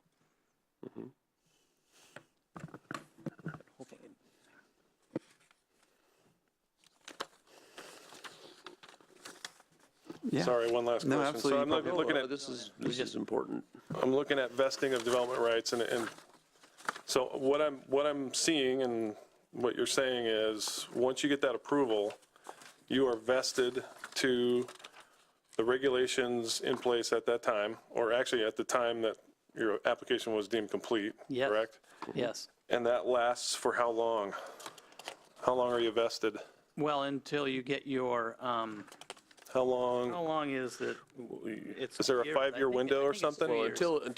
until you either complete the process or your proposal expires, whichever way that Well, were to but go. there's a window, right? I mean, it's, Yes. you're not The- vested for 20 The years, site right? plan expires after, I believe it's 2 years is what. 2 years? That's what I mean. So you would get an approved Okay, site so it's a plan. vesting. That's yeah, right. okay. And then you Yeah, have to yeah, for act 2 on that years. within Okay. 2 years. Exactly. Sorry, guys, I'll shut up now. Oh, no. No, these That's are a good really, one. those are really important No, this points. Glad you saw that Super because I put important that stuff. in there specifically for that question. And importantly, you're vested to the elements for which this has been Page reviewed, 6. right? I mean, you get a site plan review, you're not vested to building codes, for example, right? Right. That's, understand the difference, right? But It's section 12.32.110, the expiration on page 6. I saw that after I asked it.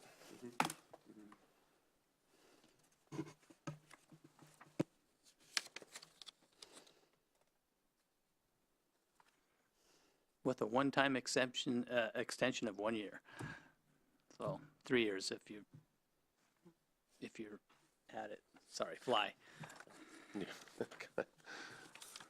said 1 year or 3 years? no, 2-year approval with a one-time 1-year approval, so up to 3 total. Yeah.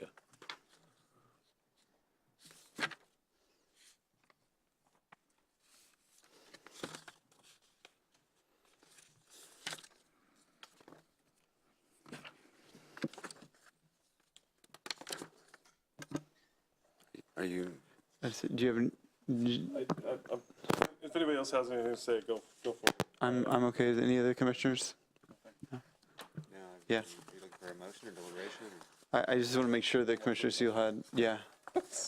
No, that's fine. Yeah. So I'm looking at the applicability, 1232.020. It looks like, just at first glance, it lines up kind of with the SEPA thresholds. Is that correct? So Yes. this would not be required for anything that wouldn't be SEPA required? Yep. Okay.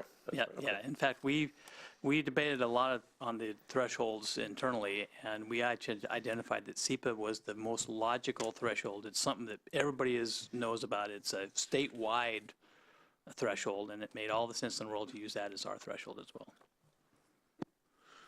Trying to dovetail more of our processes to be consistent with each other so that we don't create special time periods or anything else or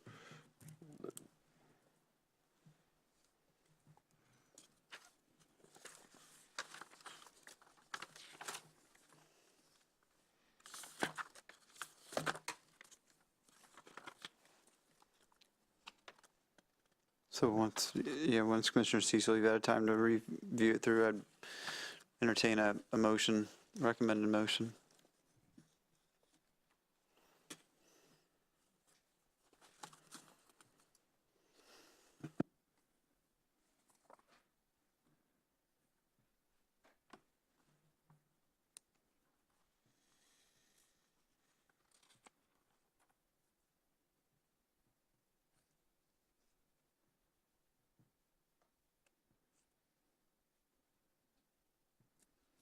Questions, Your Honor? Another question, you said? No more Oh, questions. no more questions? Okay. Commissioner Hampton? All right, with that, I move to recommend the city council adopt code amendments, creating a new site plan review process within the new chapter 12.32 as shown in attachment 2 of this memorandum, and authorize the chair to sign the findings attachment 1. Seconded. Okay, all those in favor say aye. Aye. Aye. Aye. Okay. Recommended motion carries. Thank you. Thanks, Bruce. Thanks, Jeff. We have one more. We have one more. And there's more.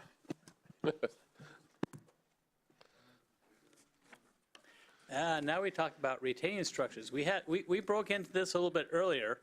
The objective of this particular code amendment is to address the city's retaining wall standards, which have been proven to be difficult to administer. We have some implementation issues, and they're hard to understand. We also want to address some concerns that have been raised by residents regarding the visual impact of retaining structures that we've had placed within the city the last few years. Right now, we know the current retaining structures just need some clarification. As well as, of course, we have had some aesthetic concerns raised from downslope residents of those type of facilities. We also have some clarification we're proposing within a couple other sections, 1214.090 and 1214.150, just to, again, make it all consistent. This is, of course, is a couple of visual examples of what we've been seeing in the community. The one to the right is the one that has been the most problem. The photo to the left is actually not a bad layout. It's actually designed fairly well. And these regulations would kind of follow that pattern. So that's kind of the look of kind of what you'd expect underneath those, except that we have a greater dimension between the two walls, which is quite a bit different there. One of the things we like to do is we like to kind of take one of these faux sites to understand what the impacts of these things are, and we looked at the site and we put 10%, 20%, and 35% existing slope gradients, as well as, of course, we have it rear yard to rear yard. That's what most of our orientations have been with these projects. And essentially what we need to understand, and this is something that we just continue to harp on, and that is the fact that no matter what happens, if you have a project that's behind your house that is higher in elevation, it goes up in slope, the other house is going to be higher than you. In some cases, pretty substantially. You can see in this situation, in the extreme example, let's say you have about a 35% existing slope, that house is going to be at least 14 feet higher than your house when it finishes. But even in much lesser slopes, 20% slope, that's a very common slope we see developments going on. That's a solid 8 to 10 feet higher, and even a 10% slope, which is almost flat in our current conditions, is a good 4 feet higher. So that's just something that we have to recognize in the community, is the fact that because we have so many hillsides, we're going to have some of those houses that are higher than the rest of them. This is basically showing what the current retaining structure regulations allow, and it allows a pretty substantial increase in elevation from the existing site. And it's well crafted. It just didn't have a couple of things that we think we need to add. And that's basically the maximum height of a retaining structure within the setback, as well as a certain dimension that has to be separated. And basically what our proposal is that separation would be twice the downslope wall height. And this is a comparison behind the blue is what we allow currently, or what our regulations would allow currently. We don't usually see these, but this is what the regulations allow currently. And the black, of course, shows the proposed new regulations. Within side yards, we would continue to allow a 6-foot tall retaining structure. We have literally hundreds of these within the community as sites have had to step up the hillside to one meet the gradient, and the others to meet the maximum street gradient that the city requires. One of the things that we're actually identifying, in fact, we talked a little bit about this, it was a little bit of a setback from the bottom of that retaining wall from the property line.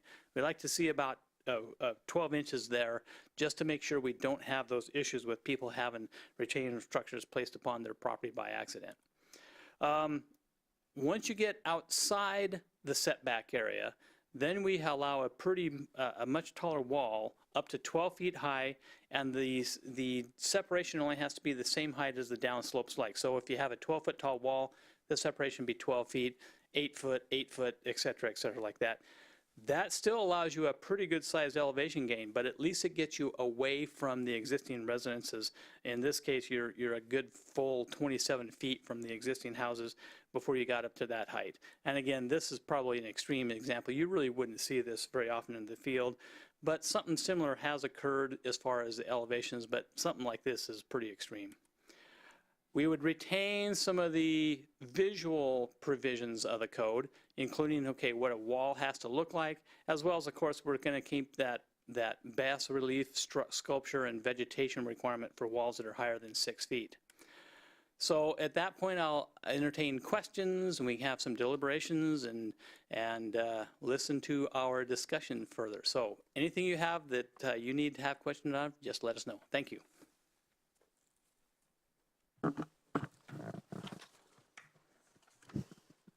Thank you, Bruce.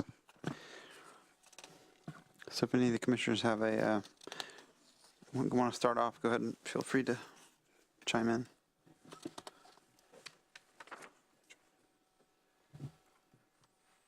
Commissioner Cecil. So Bruce, I'm looking at the detail for the rear and front yard setback standards, and it's basically twice the distance between the walls as with the height. So essentially what you're looking at there is a 2-to-1 slope. Almost, yes, sir, exactly right. So really here, you're really not going to put a wall in a front or backyard setback, because you can take care of it with a 2-to-1 slope if you're terracing like this. So I guess it kind of goes back to where I don't disagree with this as a pretty decent design, but are we encouraging 2-to-1 slopes here? Well, I guess we don't allow 2-to-1s anymore, so maybe that's not an issue. 2.5 to 1 is what we allow now. Well, underneath the new standard. And again, the 2.5 to 1 would only be allowed for a with the appropriate engineering studies and things of that nature.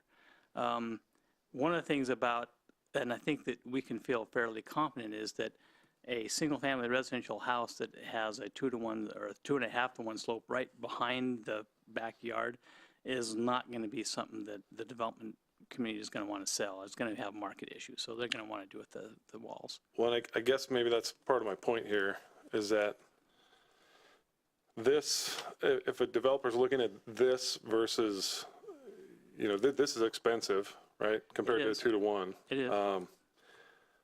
So it seems like it's kind of potentially forcing some bad design. I don't know. So your thought is that the walls should be allowed to be taller? Well, that's kind of what we said in our first point discussion tonight was, we're looking at now having maximum slopes, and it's okay if the walls are taller in order to accommodate that. And so, but now we're kind of going back to, hey, this is 2-to-1. We're kind of telling this guy, well, we know it's going to cost you more, so you're probably going to try to get a geotech and do a 2-to-1 here, to some degree. I mean, you're right. They have to have a backyard and that kind of thing. So I don't know. Because another figure that, Because these really, right here, these are just landscape wall. These aren't really retaining walls. These are landscape yeah, features. you're right. Because they don't, It's earth retaining structure. Well, It's not. but it it's doesn't not really, it's certainly not structural. it doesn't retain anything because it's really, it may retain a little bit, but it's not considered a retaining wall because the bearing is this 2-to-1 behind it, and you're just really just putting some rocks on top of the slope is really kind of what you're doing. So, Right, right. I mean, they are retaining walls, I guess, technically, but they're really more landscape walls. Well, you're a landscaper guy, right? Yeah, I would agree. So, I mean, anybody can build a wall up to 4 feet without a retaining wall permit. permit, unless you got traffic on top of it or something like that. Yeah, So, yeah. so I don't know if that's, I'm not trying to throw technicalities in here, but these aren't really retaining walls necessarily. So they're walls, and they need to be regulated because we're trying to protect neighbors from, big, huge, so. Right. So that part of it I get. They're not really retaining walls. Yeah, and that's part of the issue is that Maybe we could just call them walls. I don't want to use the term walls because it might be a rockery. I was just kidding. Yeah, okay. What is it? And in the code, what we did was we recognized there were going to be an earth structure. It's more of a landscape feature. And I think we actually have a provision that identifies, it says, for the purpose of this code, we're going to consider retaining wall to be, and it would just retain Okay. soils, retain earth surcharge, protecting the soil. Kind of a vertical kind of. Yeah, yeah. So we tried to cover that, and you're right, it's not a perfect definition, but That's okay. what we did is we say, we're going to use the general term retained structures, and then that includes all these features, including the landscape walls that I think you're talking about. All right, I'm going to let you guys talk for a while.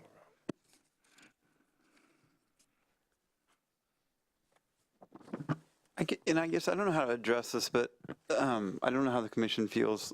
I'm not necessarily like a big fan of a lot of the walls that have basically been going up over the last maybe 10 years or so. And I know that's just like the ones we're looking at, but I know that's pretty hard to put into the code, but I guess that's more of a comment. I mean, if I was seeing more things like these rock walls that were in figure 8 on page 11, something like that, those are extremely expensive now, but they're much more interesting to look at, I think, so. I guess we're probably talking more about just safety today and slopes, but that was just a comment I had, I guess, more than anything. I don't know Well, where I want to take it. And I guess maybe I should kind of clarify, because the concept was that we actually do have a couple requirements for those visual amenities for walls toward. Where were those? On page number 11. Oh, okay, yeah. Those are two figures that are currently in the code now. So we do require that type of a visual treatment for a wall that's beyond a certain height. I think it's 6 feet already. So we're not really proposing to make amendment there. What this does, this is more so like the height and the separation provisions is what these code amendments actually do. I feel like I've seen a lot around town that aren't on this list. How does that happen? They're just the stacking blocks. Well, it's okay if you have stacking blocks as long as it has that ability, and there's a bunch of, well, here, hang on, I got it. Okay, thanks.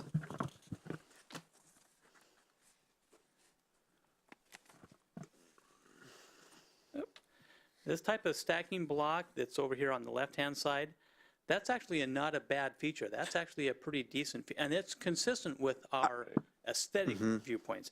What we don't want to have is what's on the right-hand side here, just a blank concrete wall. That's what we're trying to avoid.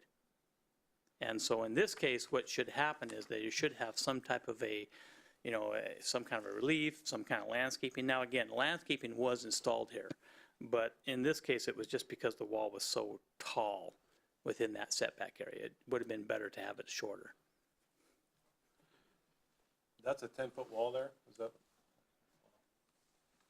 So I guess I was commenting more on I wish I could remember the name. I don't know why I can't remember it right now. But the ones that you find in any of the big box stores they're not these nice of blocks. They're ones Ecology blocks? Was that? More like Yeah. ecology Ecology blocks? blocks, yeah. Yes. Yeah.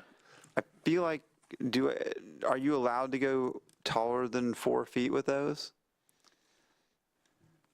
Because if you are, they're not on the list. If you went to beyond 4 feet, it'd have to be an engineered permit would have to be submitted for it, yes. Okay. Yeah, it sounds like it. Yeah.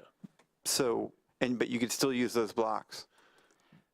At that point, what I think we would do is we'd say, we want the blocks look like this, Right. to have some architectural distinction, some appearance versus just those Cheap looking blocks. Yes. berries. Yeah. yes. And those are I really, can- those are supposed to be temporary items anyway, but I think you may be talking about two different things. You guys are talking about eco blocks, which are about 2 feet tall and are often used for shoring. Chair Vliet's talking about the precast concrete blocks that you would buy at a local hardware store and stack up yourself. Oftentimes they're like Yeah. 2 feet wide or 18 inches wide by 8 inches high, right? Yeah, that's the ones, I and, guess. and I'm- that would be consistent. We would view Yeah, that as exactly, being yeah. consistent with the regulations because it has that pattern and it has that visual interest, if you would, with all the different lines and all the surface roughness. Okay. Is that right? Yeah, that's what I'm talking about. I don't see it in our Oh, kind of like example. Well, in one of these patterns. It doesn't, to me, it doesn't look like any of these, and it's probably one of the more common things that people are putting up. It is, yes. And so and in the past, we have said, yeah, that isn't acceptable because it has that visual interest, but I don't know. I'm not a huge fan of those if it's larger than 4 feet, but but maybe that's just me. I don't know. I think visually they just don't look very good, so. But, if there's somebody's backyard but if they're in the front, front area of a house, I don't know. But maybe we don't need to go there or discuss it. Maybe it's fine. People will put up what they want to put up, and as long as it's structurally sound and it has some type of relief to it, then it's okay. But I guess if it is okay, it sounds like we kind of need to add it to this because it just doesn't look like any of these to me. These are. I think I can add in this illustration that shows that style. If we want to. Yes. No, actually, I think it's a good point because I think that it should be represented in okay, if we're going to accept that type of a style of design, then we should have it in a visual illustration.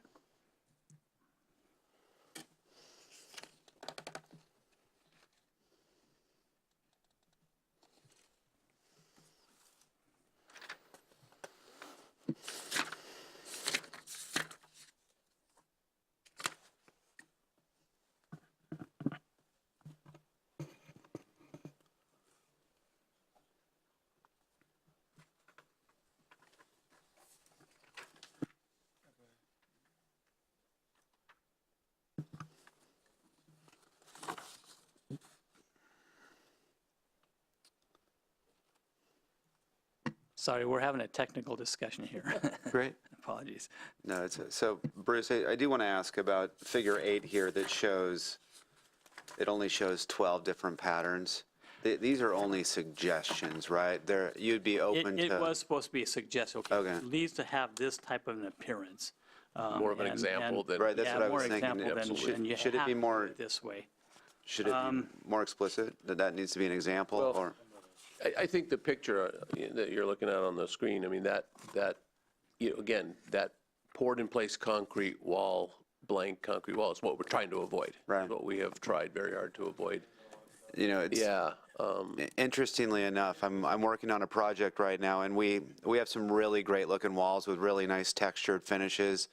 And on the back side, one of the property owners living next door, we poured the same finish on the back side, and he had wished that it was more of a clean industrial look and a smooth finish Interesting. because it matches some of the more modern architecture in the community. But that's just something that I heard in the field and wanted to share. I guess that's in the you can't please everybody all the time Right. category. I think a perfect example is out by Hollywood Tavern, there's Novelty Hill Janik Winery. They have some beautiful, clean, concrete finished walls for, I mean, they make up basically the entire building. So it can be done well. The wall on the picture here on the right doesn't appear that it was done well, though. I don't think it was done intentionally. That's Right, what I'm saying. right. But if absolutely- it was an intentional finish on a clean concrete wall, I I think. hear you. I hear what you're saying, yeah.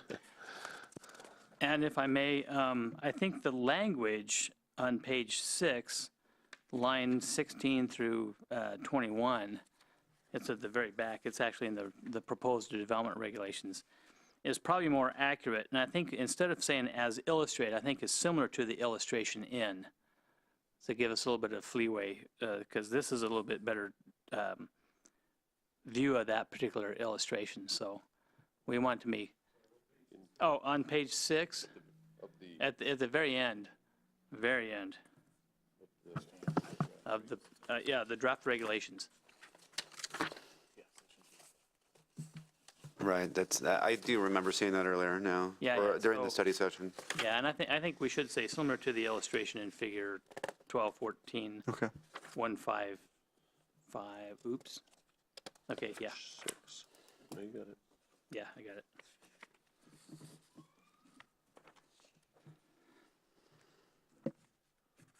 We already have the 155. I should have 152. Should write 152.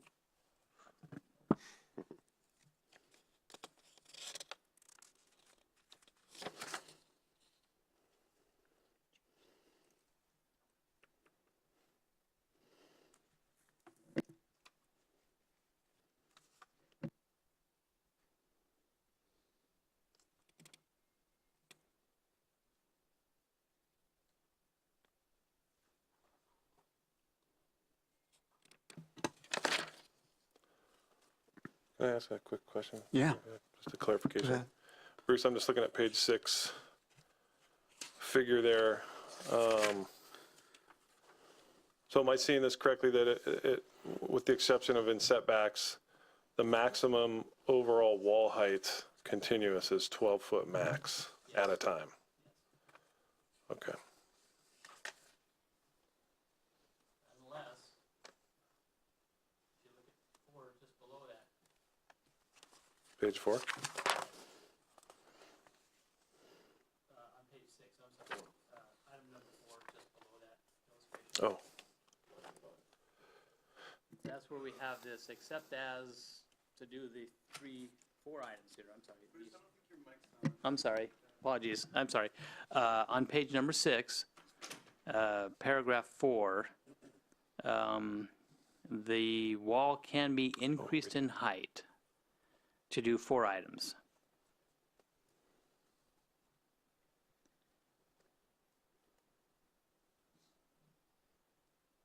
And it's the usual thing, okay, protect critical areas, retain greater number of diameter inches of significant trees, permit the installation of transportation improvements or another separation or slope gradient or height is in the public interest. And there may be maybe there's a facility that needs to be installed someplace, an essential public facility, for example. We need to have something much higher than a wall there, so. And I don't know if you just explained this. So on Commissioner Cecil's point, that's the 12-foot max wall. Is that wall engineered? I mean, at all, or is it essentially like? It would be one of the features is described as a retaining structure. So it would. Seems very tall. the answer is yes. It's not going to be a it's probably not going to be just a gravity wall. Right, It'll it'll have have- some reinforcements. And, Yeah, it'll have to be Okay. engineered, yeah, that tall, Okay. I would hope so. as well as get a building permit, a separate building permit for the wall.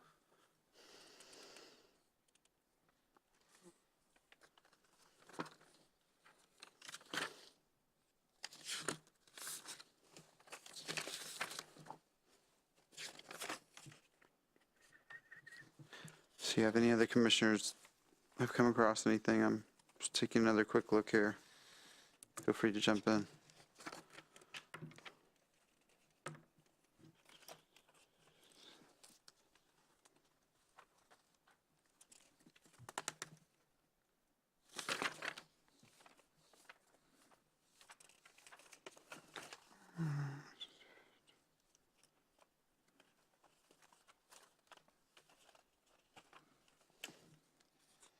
Have you had enough time to look at it, Roger, you think? Are you still looking? I know it's, questions come up, so we've got time.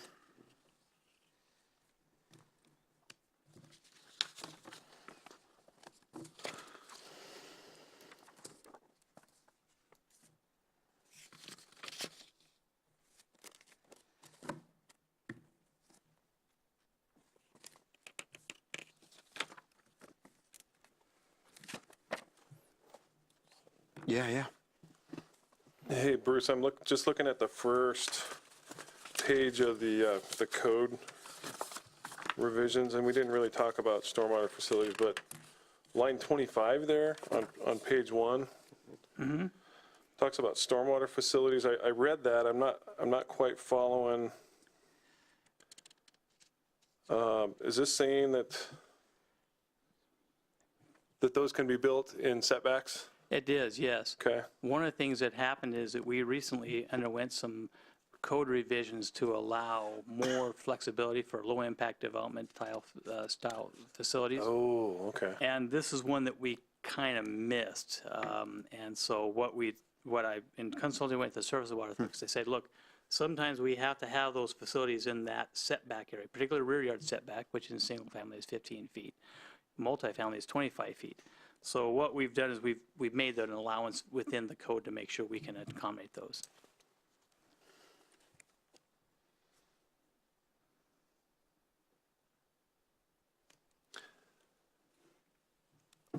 And that, I would assume it's either a fill wall or a cut wall, whatever it takes to Yeah. get a berm in there or whatever to Yeah, to and get a that, pond in and there, again, the idea was not to be too specific. prescriptive, Yeah. but to allow those facilities within that location, yes. Although we do say that you have to be at least 5 feet from the property line. That seemed to be a reasonable measure, because, that's what our accessory structures have to be, is at least 5 Yeah. feet from property line, and that made sense to apply that. But, yeah, this is one of those things where we said, oh, yeah, we missed this when we did our LID integration. And this isn't specifically for LID, this is for any stormwater facility. So it could be a swale, or it could be a Yes, detention but- pond, or, But just about Or a anything. vault? Yeah, our vault, yeah, just about anything we do now is an LID type. yeah. So, yeah. Yeah, okay. Thank you.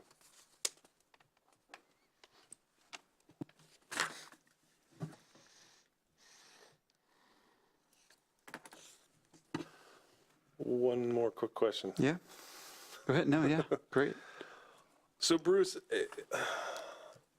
I'm not thinking of any specific site or anything like that, but if you had a site where, down at it was a hillside or some slope on it, and you needed to have the detention at the bottom, and you have constraints, and you're really more up against maybe a commercial area, or I don't know, maybe an NGPA or something like that, and you needed to have a huge vault. We're seeing more and more where, well, we're seeing some crazy stuff now where we're actually putting buildings on top of vaults and that kind of stuff. But if it was a commercial development or something, and you had a parking lot in the back, or a parking, fire access lane or something, and you needed to put that on top of the vault, and so are we saying that so if it's in the setback, it can only be up to 4 feet? exposed, then it would have to step back? If it's, okay, I see what you're saying. No, that would only be if it was a retaining structure of some type. Okay, so a concrete vault that's partially underground and partially exposed is considered a vault, not a wall. It is, that- yes. okay. It is, yes. Okay. And again, part of the concept is to allow that type of facility within that location. Again, we're trying to make sure we take care of the surface water. We're allowing it, and we're not considering it a wall. No. Okay. No, that's a different Gotcha. animal. And if you do have a stormwater vault there, I mean, what are the restrictions with regards to the visual design of it if it is like 5 feet from the property line? Well, if it's higher than 4 feet, the wall, they have to do that treatment of aesthetic value that we kind of looked at just recently, that at the very end, you have to provide that type of a treatment. You have to make it have some type of a appearance like brick or some type of a fluted column, fluted concrete block, some type of a treatment that make it look nicer, has a better, higher aesthetic value. Okay. And so that's important that we do that. I think you're making a good point, though. Are we, since it's not a wall and it's a vault, are we making that connection in the code? Right, because We are. Because it's a building and not a, We are here because we're saying if it is, you have to be consistent with a very specific section of the code, which is that disguisement section, if you would. 1214-155D. oh, okay, oh, on part F? Yes, on part F. Oh, the finished grade shall be consistent with that, okay. Right. Yeah. Okay. Yeah. And Thank that was the easiest thing to point to because it's in the Sure. code, we have it, it's all ready to go. And I think that one of the things that Jeff reminded me was that when they did the Safeway project, which is just off 240, that large, dude, it's a doozy. they had to do that type of a treatment. They had to make it look much more aesthetically pleasing. So that's basically a very large vault. A big one. Right at the corner, right? Yeah, right there at the corner, Right there at yes. that leading corner as you head north on 527, right? Yeah.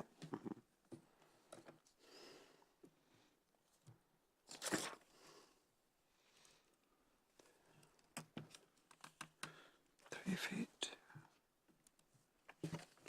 I'll ask the same question I've asked. Have you received any feedback since the study session? No, and I actually thought I'd get comment on this, and they just have not, and again, we put out the same request. Hey, look, we've got these code amendments coming up. You folks have got some issues, and Of the three things we covered tonight, I'm surprised this received the least, or none.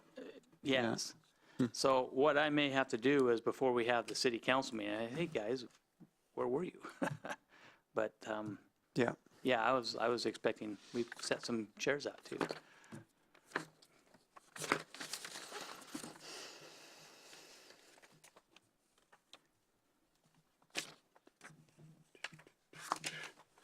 So if there aren't any further comments, does, I guess we can entertain a recommendation? And I just have one more thing. I'm Yeah, sorry. Bruce, of course. We already have a 1214-155. So we have to make this 1214-152 if it would be okay with you folks. We already have a 155? Yeah, we do, yes. Oh, It's our recycling provisions underneath 1214. oh, okay. And I'm sorry I didn't make that change earlier. I just re-verified that and said, oh, wait, there is already a 155. Oops. That's So- just a matter of changing the last. So it's a 152? 152, yes. We could get really cute and go 152.5, but I would rather not do that, please. 2, that sounds fine with me.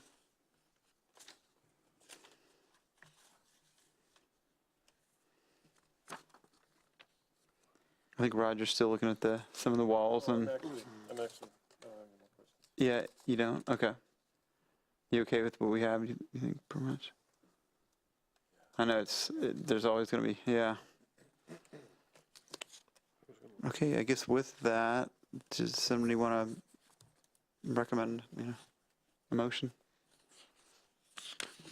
Would be back, I'm not unless something flashes up on the screen. I could do it. Oh, I'm sorry. I have it. And you got it? I recommend the city council adopt amendments amending the city's regulations regarding retaining structures as contained within attachment 2 to this memorandum, and authorizing the commission chair to sign the findings contained within attachment 1, with the amendment of the new section for retaining walls and rockeries not to be section 12.14155, but rather 12.14152. 0.152, yep. Second. All those in favor, say aye. Aye. And Excellent. Now, if Motion stands one approved. more piece of business, if you would perhaps close the public hearing on these items, that would be great. okay, We're doing it as one public hearing, but now Right. now that we've gone through all of them, you can officially close the public hearing. yeah. Let's have a motion to close the public hearing. Second. All those in favor, say aye. Aye. Aye. Okay. Public hearing is now officially closed. Thank you. All right, thank you, Jeff. Thank you, Bruce. You're welcome. No study session tonight. Do we have any old business? None. Okay. And then a staff report? Yeah, a couple things. One is that we just received an email from David Wickwire that he's having to resign, and, you know, his business has taken off. He's an attorney, and so he's got just a lot of projects going on. He just doesn't feel he can devote the time and effort to the planning commission that he would like to do, which is too bad because we always enjoyed his participation. Yeah, he did. He was a good commissioner. So we do now have an opening on our commission that we're going to be working with our city clerk and our city council about how to fill. But so whatever it is, that we really do appreciate David Wickwire. He was an awesome commissioner. Yeah, he was. With that, I just want to identify that I'm going to put up a calendar. Okay.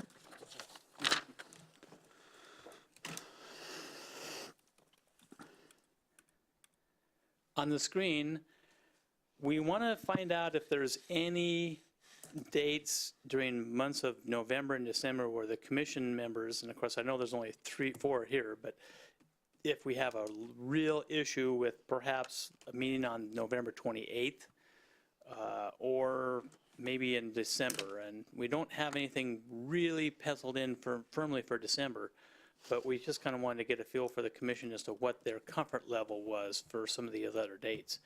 Particularly the 28th of November. I know that's a week after Thanksgiving. That's not necessarily staff's preferred date, but we're just kind of curious if that would be available for most of the commission members. Be available for me? So I can make all 3 of the November proposed dates. I will caution you that I will be coming back from Europe on the 27th. So the 28th would be not preferred, but I will suffer through it. Yes. Okay, so that's a good point. I'm available on the 7th and the 28th. I'll likely be absent on the 14th of November. Okay, good to know.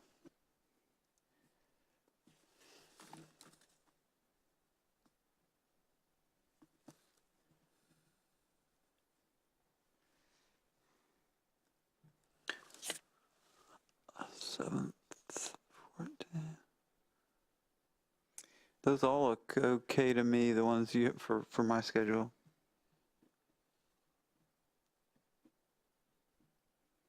Unfortunately, we'll have 4 of us here too, so we're getting kind of an that makes it a incomplete. little more But difficult to schedule. And There's that- we'll do an email to the commission as well, just to, hey, look, there's these things coming up, and what do you got? And Yeah, if- I just want to get a general feel for how the commission was doing. It sounds like November is not terribly problematic. And if we had to do something on the 28th, sounds like we could with a jet lag commission member. What about December? What is there anything about December that, you know, causes the majority of the commission to be nervous? Like, oh, don't do it on the 19th because everybody's doing something. I'm not. I don't think I'd have a whole lot of desire to have it on the 26th and the 19th. yes. For me might be marginal. Yeah, and we would not do something on the 26th. Yeah. That's for sure. Yeah. So I am definitively not available on the 19th. I'm on a plane to a different continent. No, that's good to know. So definitely the 26th was out, and I should have made that clear. We would not want to be Okay. that day. I- And to be clear, if the 28th doesn't serve the rest of us, I'm completely fine with the 5th and 12th. Okay.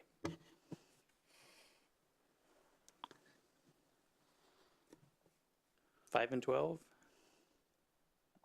I'm open on the November dates generally, Okay, so those look pretty good. okay.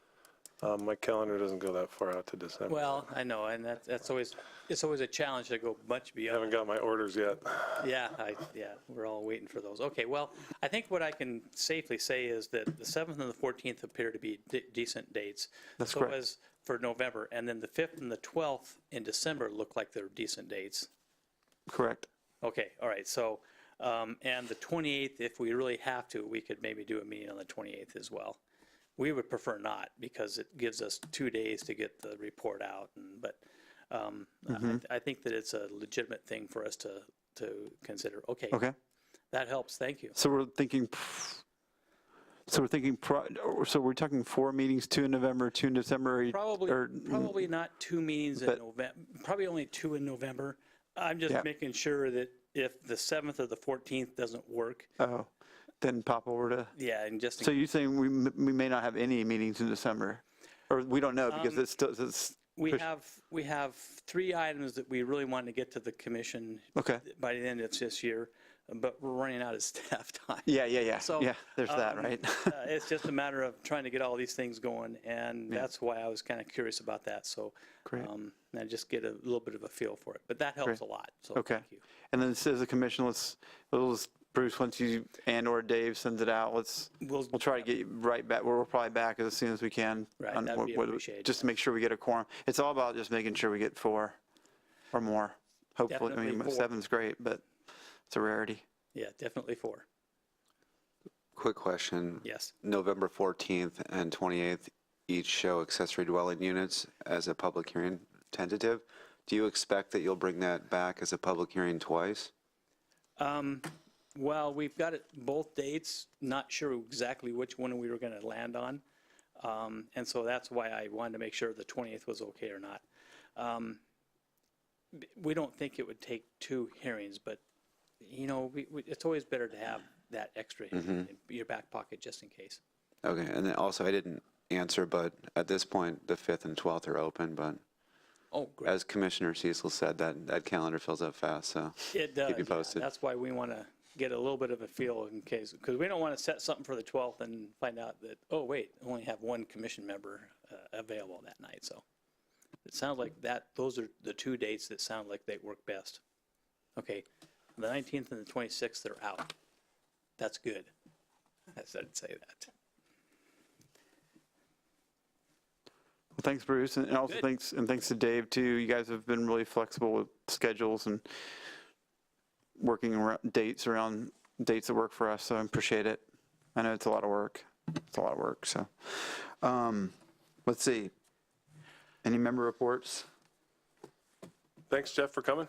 You're Yeah, welcome. We don't hear from you often, so it's Yeah. nice to Bet. Yeah. Thank yeah. you. Come more often.